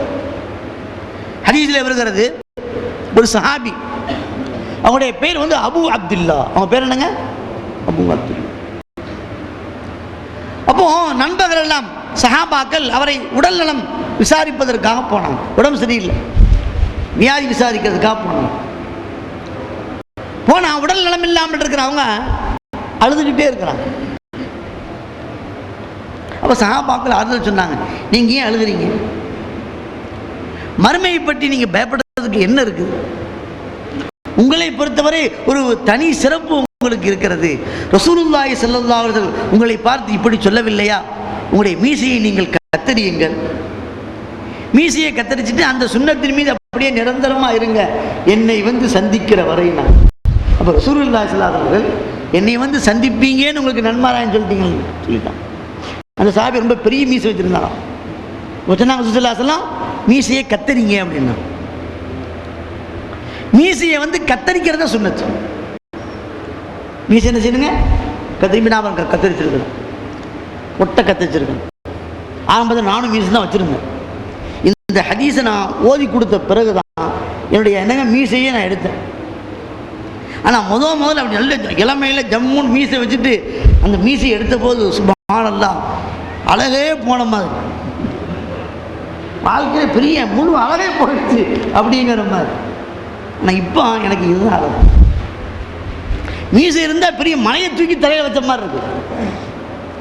மீசையை வச்சா என் வாழ்க்கையிலே நான் முதலாக இந்த சுன்னத்தை அமுல்படுத்தியது எப்பொழுது என்றால், மிஷ்காத் ஷரீஃப் நான் ஓதி கொடுக்கிற போது எப்பொழுது இந்த ஹதீஸை முதலாக ஓதி கொடுத்தேனோ அன்னைக்கே போய் மீசையை கத்தரிச்சு ஒட்ட கத்தரிக்கணும். ஒரு ஹதீஸில் வருது, ரசூலுல்லாஹி ஸல்லல்லாஹு அலைஹி வஸல்லம் மீசையை சிரைத்தார்கள் அப்படின்னு வருது, கத்தரித்தார்கள் அப்படின்னு வருது. இப்போ கத்தரித்தாங்களா சிரைத்தாங்களா? இரண்டு வகையான ஹதீஸ்கள் வருகிற போது நம்ம அதை எப்படி அதற்கு பொருள் செய்வது? அதுக்கு சொல்றாங்க உலமாக்கள், ரசூலுல்லாஹி ஸல்லல்லாஹு அலைஹி வஸல்லம் மீசையை கத்தரிச்சாங்க, பார்ப்பவர்களுக்கு சிரைத்ததை போல தெரியும். நீங்க அங்கே பாருங்க, மீசை சிரைச்ச மாதிரி தெரியுதா வெட்ட மாதிரி தெரியுதா? சொல்ல மாட்டேங்கிறீங்க. அங்கிருந்து பார்த்தீங்க நான் எப்படி தெரியுதுங்க? ஆனால் நான் சிரைக்கல, மீசையை எனக்கு மிஷின் போட்டு கத்தரிச்சு. அப்போ என்ன அர்த்தம்? அப்போ ஹதீஸுகளுக்கு உலமாக்கள் எப்படியெல்லாம் நமக்கு அற்புதமான விளக்கங்கள் சொல்லி தந்திருக்கிறார்கள். நாமளா பார்த்து ஏற்கு முறை விளங்கக்கூடாது. நாளைக்கு சொன்ன ஏற்கு முறை நாமளா பார்த்து விளங்குனா என்ன ஆகுங்க? ஆப்பியை தூக்கிட்டு தான் சொல்லணும். அப்போ ரசூலுல்லாஹி ஸல்லல்லாஹு அலைஹி வஸல்லம் இந்த சஹாபியை பார்த்து நீ மீசையை எடுத்துக்க, கத்தரிச்சுட்டு அப்படியே இரு, என்னை வந்து சந்திக்கிற வரை அப்படின்னு சொன்னதிலிருந்து நபிகள் நாயகம் ஸல்லல்லாஹு அலைஹி வஸல்லம் சந்திக்கிறதா இருந்தால் அவர் சோனவாசின்னு தானங்க அர்த்தம். இப்படி ஒரு அற்புதமான நன்மாராயம் உங்களுக்கு கிடைத்திருக்கிற போது நீங்க ஏன் அழுகணும்? நன்மாராயம் சொன்னாங்க என்றிருந்தாலும் கூட ரசூலுல்லாஹி ஸல்லல்லாஹு அலைஹி வஸல்லம் சொன்ன இன்னொரு ஹதீஸ் எனக்கு ஞாபகத்துக்கு வருகிற போது எனக்கு அச்சமாக இருக்கிறது, பயமாக இருக்கிறது. என்ன அந்த ஹதீஸ்? அல்லாஹ் தஆலா தன்னுடைய வலது கையினால ஒரு பிடி இப்படி எடுத்தான். மனிதர்கள் தான் ஒரு பிடி இப்படி எடுத்து ஹாதிகி இவர்கள் சோனத்துக்குரியவர்கள் அப்படின்னு இடது கையினால இன்னொரு பிடி எடுத்தான், ஹாதிகி இவர்கள் நரகத்துக்குரியவர்கள் சொல்லிட்டான். வலா உபாலி, என்னை யாரும் எதுவும் கேட்க முடியாது. அல்லாஹ் சொல்கிறான், நான் பொருட்படுத்த மாட்டேன். நீ ஏன் அவங்கள சொர்க்கத்துக்கு அப்போ அனுப்புன, இவங்களை ஏன் நரகத்துக்கு அனுப்புன, எவனும் யாரும் என்னை கேட்க முடியாது. குர்ஆன்ல சொல்கிறான், லா யுஸ்அலு அம்மா யஃபால், அவன் செய்வதை பற்றி யாரும் அவன்கிட்ட கேள்வி கேட்க முடியாது. ஆனால் நீங்க செய்யறதை பற்றி அவன் கேட்பான். அப்படிப்பட்டவன். அப்போ வலது கையினாலே ஒரு பிடி எடுத்து இவர்கள் சுவர்க்கத்திற்கு உரியவர்கள் அப்படின்னு அல்லாஹ் சொல்லிட்டான். இடது கையினாலே ஒரு பிடி எடுத்து இவர்கள் நரகத்துக்குரியவன் என்று அல்லாஹ் சொல்லிட்டான். எனக்கு தெரியல நான் எந்த பிடியில இருக்கிறேனோ. லா அத்ரி ஃபி ஐயில் கபலத்தைனியான, இந்த ரெண்டு பிடியில வலது கையிலே அல்லாஹ் பிடித்தானே, அந்த பிடியிலே நான் இருக்கிறேனா? அல்லாஹ் இடது கையிலே பிடித்தானே, அந்த பிடியிலே இருக்கிறேனா? எனக்கு தெரியவில்லையே என்று சொல்கிறார். பெரியார்களே, சகோதரர்களே, நாம் அல்லாஹ்வை எவ்வளவு அஞ்ச வேண்டும். அது மட்டுமல்ல, ஹஜ்ரத் ஆயிஷா ரலியல்லாஹு தஆலா அன்ஹா அவருடைய இன்னொரு அறிவிப்பு, அவருடைய ரிவாயத், ரசூலுல்லாஹி ஸல்லல்லாஹு அலைஹி வஸல்லம் அவர்களுக்கு ஒரு சிறு குழந்தை மூத்தானதாக தகவல் தரப்பட்டது. உடனே ரசூல் ஸல்லல்லாஹு அலைஹி வஸல்லம் ஜனாஸாவுக்காக போனாங்க. ஹஜ்ரத் ஆயிஷா ரலியல்லாஹு தஆலா அன்ஹா அவர்கள் அந்த சிறு குழந்தையான ஜனாஸாவை பார்த்துட்டு வாழ்த்து சொன்னாங்க. தூபாலஹு, இந்த குழந்தைக்கு வாழ்த்து உண்டாகட்டும். உஸ்ஃபூரும் மின் அஸாஃபீரில் ஜன்னா, இது சுவனத்து கிளிகளில் ஒரு கிளி, சுவனத்து கிளி அப்படின்னு சொன்னாங்க. என்ன காரணம் அப்படின்னா, இதுவரை எந்த பாவமும் செய்யல, பாவம் செய்யும் வயதையும் அடையவில்லை. லம் யாமலி சூ வலம் யுத்ரிகுஹு, எந்த பாவத்தையும் செய்யவில்லை, பாவம் செய்யும் காலத்தையும் வயதையும் அடையவில்லை. சுவனத்து சிட்டுக்குருவி அப்படின்னு போயிருந்தாங்க. இது நியாயமா தப்புங்களா? சரிதானங்க. குழந்தைய போல் நபிகள் நாயகம் ஸல்லல்லாஹு அலைஹி வஸல்லம் ஹஜ்ரத் ஆயிஷா ரலியல்லாஹு அன்ஹாவை பார்த்து கேட்டாங்க, இதுதானா, இன்னும் ஏதாவது சொல்ல போறியான்னு கேட்டாங்க.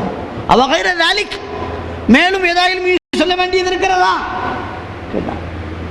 சொல்லி போட்டு சொன்னாங்க, அல்லாஹ் ஜல்ல ஷஅனுஹு வ தஆலா சுவனத்தை படைத்தான். சுவனத்தை படைத்தது மட்டுமல்ல, அந்த சுவனத்திற்கு யார் உரியவர்கள் என்று சுவனத்திற்கு தகுதியானவர்களையும் படைத்து விட்டார். அவர்கள் தம்முடைய பெற்றோர்களுடைய முதுகந்தண்டிலே இருக்கிற போது அல்லாஹ் தஆலா சுவர்க்கத்திற்குரியவர்கள் யார் என்பதை அவர்கள் அவருடைய பெற்றோர்களுடைய ஆபாக்களுடைய முதுகந்தண்டிலே இருக்கிற போதே சொர்க்கத்திற்கு உரியவர்கள் யார் அப்படிங்கிறத படைச்சிட்டாங்க.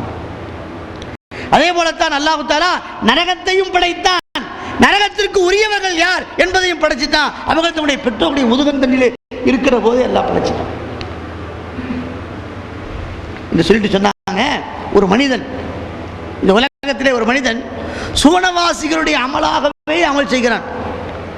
சொர்க்கவாசிகள் என்ன நல்ல அமல் செய்வாங்க இல்லையா, சுவனவாசிகளுடைய அமலாகவே அமல் செய்து கொண்டிருக்கிறான். அல்லாஹ்வுடைய கலா கதிர் அவன் மீது முந்தி விடுகிறது. நரகவாசிகளுடைய அமல்களிலே ஒரு அமலை செய்து நரகத்திற்கு சென்று விடுகிறான். நஊது பில்லாஹி மின்ஹா, அல்லாஹ் நம்மை காப்பாற்று. சுவனவாசிகளாக அமலாகவே அமல் செஞ்சு சுவனத்து பக்கம் போயிடுறான். இப்ப சுவனத்திற்கும் அவனுக்கும் இடையில ஒரே ஒரு முளம்தான் பாக்கி. ஹதீஸ்ல அப்படியே வருது, அவனுக்கும் சுவனத்திற்கும் இடையில இல்லாதிரான், ஒரு முளத்தை தவிர வேறு எதுவுமே இல்லை.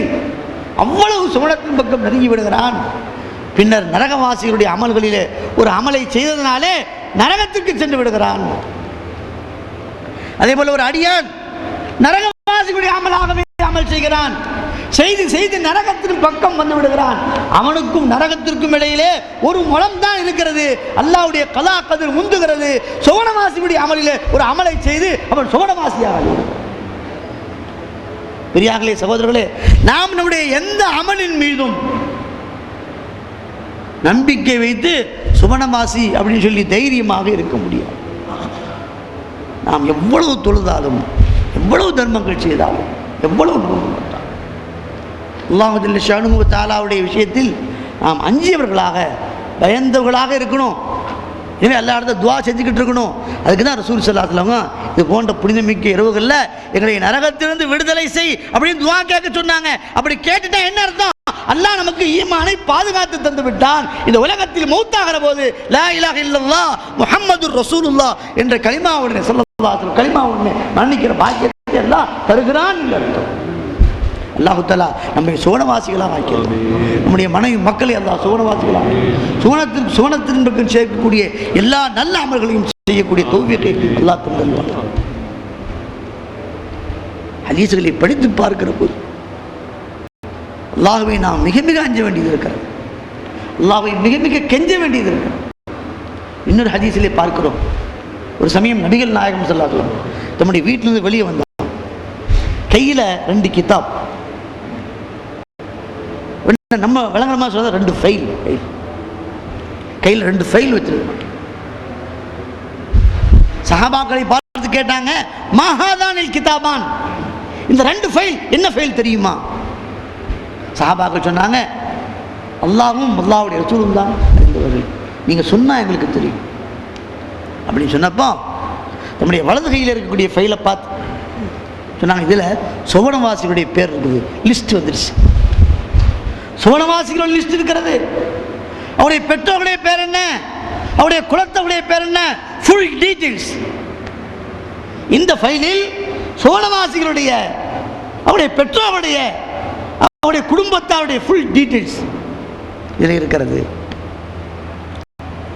அப்புறம் சொன்னாங்க, இடகையில் இருக்க ஃபைலை காட்டி, இந்த ஃபைல் எனக்கு தெரியுமா, இதில் நரகவாசியுடைய பெயர்கள், அவருடைய பெற்றோருடைய பெயர்கள், அவருடைய குலத்துடைய பெயர் இருக்கிறது அப்படின்னு சொல்லிட்டு 2 புக்கையும் ஃபைலையும் பின்னாடி தூக்கி எறிஞ்சிட்டான்.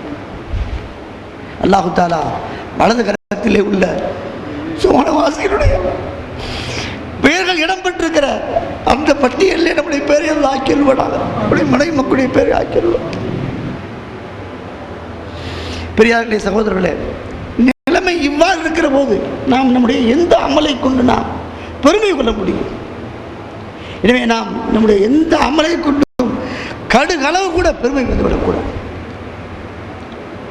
எனவே நாம் அல்லாஹ்விடத்திலே நம்முடைய ஈமானை பாதுகாக்கும்படியாக, சுவனத்தை தரும்படியாக, நரகத்திற்கு பாதுகாப்பு பெற்று தரும்படியாக கேட்டு பெற வேண்டிய மகத்தான இரவு இந்த புனித நம்பிக்கை இரவுகள். ரமதான் மாதமும் அதில் குறிப்பாக இந்த கடைசி 10 அல்லாஹ்விடத்திலே நரக விடுதலையை கேட்டு பெறுவதற்குரிய மகத்தான ஒரு இரவாகும் என்பதை நாம் புரிந்து கொண்டு ஒவ்வொரு இரவிலையும் நம்மால் எந்த அளவிற்கு முடியுமோ அந்த அளவுக்கு நன்மையான அமல்களை செய்து, குறிப்பாக அதிகமாக அல்லாஹ்விடத்தில் நிறைய துஆ செய்ய வேண்டும்.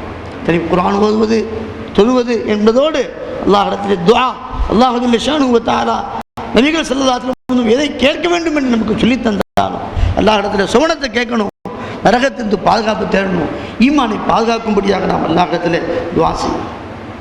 பெரியார்களே, சகோதரர்களே, நம்முடைய ஈமானை பாதுகாக்க வேண்டுமானால் ஈமானை பறிக்கக்கூடிய சில அமல்கள், பாவங்கள் இருக்கு. அதிலிருந்து நான் ரொம்ப ஜாக்கிரதையாக இருக்கேன். அல்லாஹ் நமக்கு எவ்வளவு பெரிய நசீபை தந்தான். இருந்தாலும் நம்முடைய அந்த ஈமான் பாதுகாக்கப்படணும்னு சொன்னால் சில அமல்கள் இருக்கிறது, சில பாவங்கள் இருக்கிறது. அந்த பாவங்கள் நம்முடைய ஈமானை பறித்து விடக்கூடிய பாவம். அந்த பாவங்களிலே ஒன்றுதான் தொழுகையை விடுதல். தொழுகை இல்லைன்னு சொன்னால் அது ஒரு மனிதனுடைய ஈமானை பறித்து. தொழுகையை பற்றி ரசூலுல்லாஹி ஸல்லல்லாஹு அலைஹி வஸல்லம் எவ்வளவு வலியுறுத்தி இருக்கிறார். சில உம்மத்தவிடத்திலே அந்த அமல் இருக்க வேண்டும் என்பதை நாம் உணர்ந்து கொள்வதற்கு அவருடைய உயிர் பிரியும் தருவாயில் சொன்ன அந்த வார்த்தையே போதும், வேறு வார்த்தைகள் தேவையில்லை. அவருடைய ரூ கைப்பற்றப்படுகிற அந்த நேரத்தில் அதற்கு முன்னாலே அவர் சொன்ன வாசகம் என்ன, இந்த உம்மத்திற்கு செய்த உபதேசம் என்ன? அஸ்ஸலாத்த உமா மலக்கத்தை மானுக்கும், அஸ்ஸலாத்த உமா மலக்கத்தை மானுக்கும். ரூஹ் பிரியக்கூடிய அந்த தருணத்தில் இந்த உம்மத்திற்கு கடைசியாக அவர்கள் செய்த உபதேசம் தொழுகையை பற்றிய உபதேசம் தான். தொழுகையை பற்றிய உபதேசம் தான். தொழுகையை நீங்கள் பற்றி பிடித்துக் கொள்ளுங்கள், தொழுகையை நீங்கள் பற்றி பிடித்துக் கொள்ளுங்கள். யாருக்கு யாரிடத்திலே தொழுகை என்ற இந்த இபாதத் இல்லையோ அவர்களுக்கு இஸ்லாத்தில் எந்த பங்கும் இல்லை. லா ஸஹம ஃபில் இஸ்லாம் லிமன் லா ஸலாத்த லஹு. யாரிடத்திலே தொழுகை இல்லையோ அவரிடத்திலே இஸ்லாத்தில் எந்த பங்கும் அவர்களுக்கு இல்லை என்று சொல்லியிருக்கிறார். அப்படியானால் இந்த தொழுகை எவ்வளவு பெரிய உயர்ந்த ஒரு இபாதத் என்பதை நாம் நிச்சயமாக சிந்திக்க வேண்டும். எந்த சந்தர்ப்பத்திலும் நாம் தொழுகையை விட்டுவிடக்கூடாது. முடிந்தவரை ஜமாத்தோடு தக்பீர் தஹ்ரீமாவோடு தொழுவதற்கான முயற்சிகளை நாம் மேற்கொள்ள வேண்டும். ஆக தொழுகையை விடுவதனால ஒரு மனிதனுடைய ஈமான் பறிக்கப்படலாம். இதை நாம் நம்முடைய மனைவி மக்கள் பிள்ளைகளுக்கெல்லாம் சொல்லி நம்முடைய மனைவி மக்கள் எல்லோரும் தொழுகையாளிகளாக அவர்கள் ஆக வேண்டும், அவர்களை ஆக்க வேண்டும். அப்படிப்பட்ட பணியிலே நாம் நம்மை ஈடுபடுத்திக் கொள்ள வேண்டும். ஏனென்றால் மறுமையிலே அல்லாஹ் ஜல்ல ஷானுஹு வ தஆலா முதல்ல கேள்வி கேட்கிறது எதை பற்றி தாங்க? தொழுகையை பற்றி. மறுமையிலே அல்லாஹ் தஆலா அடியாரிடத்தில் முதல் விசாரணை எதை கேட்போம்? தொழுகையை பற்றி. அது கரெக்டாக இருந்தால் மற்றதெல்லாம் லேச சொல்லுங்க. கஷ்டத்தில் முதல்ல என்ன கோல்டு வச்சுருக்கீங்களா அப்படிங்க, அதெல்லாம் ஒன்றும் இல்லை என்னங்க அந்த மாதிரி அல்லாஹ் தஆலா முதல்ல என்ன கேட்குறான்? தொழுகையை பற்றி கேட்குறோம். இந்த தொழுகை சரியாக இருக்குது. அல்லாஹ் ஜல்ல ஷானு வ தஆலா மற்றவைகளை அவ்வளவா கவனிப்பதில்லை, போங்க நல்லது. இரண்டாவது, ஒரு மனிதனுடைய ஈமானை பறிக்கக்கூடிய பாவங்களில் இரண்டாவது பாவம் பெற்றோர்களை வேதனை செய்வது. பெற்றோர்கள் அதிருப்தி வரும்படியாக நடந்து கொள்வது. உங்களுக்கு எல்லாம் தெரியும், ரசூலுல்லாஹி ஸல்லல்லாஹு அலைஹி வஸல்லம் காலத்தில் ஹஸரத் அல்கமா ரலியல்லாஹு தஆலா அன்ஹு என்ற சஹாபி, அவங்களுடைய ரூஹ் பிரிய நேரத்தில் கலிமா வரலை. பக்கத்தில் இருந்தேனுங்க சஹாபாக்கள் கலிமாவை நிலைய விட்டுறாங்க, ஆனால் சொல்ல மாட்டேங்கிறார். ஒருத்தருக்கு